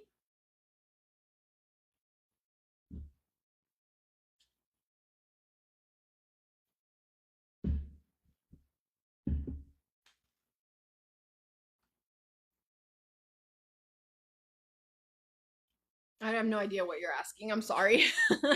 If you can be specific. So if I don't have a reseller list for my crafters, I have my insiders that are the ones that I give leads to. If there's somebody that's a customer that's interested, or they see like one of my videos and they're like, oh my God, I want to buy your pens. I don't sell directly to customers. I sell to my crafters, and they're the ones that I send leads to. So, yeah. Anywho, all right, guys, it's already 11:10. My God, it's late. I love you guys. Thank you so much for being here. I know we spent 3 hours today, but I told you guys, when we talk about the business side, it is like legit a big part of the process. Um, for the people to resell your products, you said you had a reseller list. Oh, you're talking about my, okay. So a reseller of my Chibi Snap Charm system, I don't have that yet, because right now we're still launching new products and new designs. So I have a bulk builder set, but I don't have my reseller stuff yet. Ideally, my resellers are going to have like their own exclusive portal and things like that. Oh, and Shelby, I have talked to you. I understood now what you meant. But yeah, so I do the bulk builder sets, and those are priced very well. You guys can do that to do your bulk building. But if you're looking to resell my system, we haven't done that part yet, because like I said, I want to have you guys have a complete thing that you can offer, like what we're doing with our scenes. These are our collection displays that are scene displays. So not only is it this, we're gonna have the one for the keychain and all that stuff. So it is coming, sweetie. I promise you. I know you've been so patient, but it is coming for my resellers. And it's still gonna be the same. We are like, our bases and our stuff are not gonna be oh God, what was I gonna say? They're not going to be branded with our stuff. But in order for you to be a reseller of the Chibi Snap Charm system, you will have to be an authorized reseller, because I don't want somebody going, oh yeah, I invented this. And, because I don't put my branding on this, because it's specific for the crafter to be able to be the ones to design with it. That is the only hang up right now that I have. And it's because I want to make sure that whoever does sell it, that they are the only ones that have that resale right? You would, let's say, be the first one to resell it, but I don't want somebody to go buy it from you and then go, oh hey, I'm the inventor of that. They're not, right? So those are the things I like. I would have you as an authorized reseller of the system. Other than that, guys, I don't have any other things to share, but don't forget, click the link in my bio to check out the Charmie Business Lab and the site. Like I said, if you are wanting to enter to win Lord Farquaad and Gingy and the castle and the pen, right? The whole setup. I am doing a giveaway this month. Just go on the site, enter, so that you can win that display. And I will be adding names like whoever wins it is going to have their name on there. So I appreciate you guys. Thank you for being here. And I will see my insiders on Tuesday. You guys have a safe weekend. I know this is party weekend, but please be safe. Please take care of yourselves and your families. I love you. Happy 4th. Take care, guys. Good night.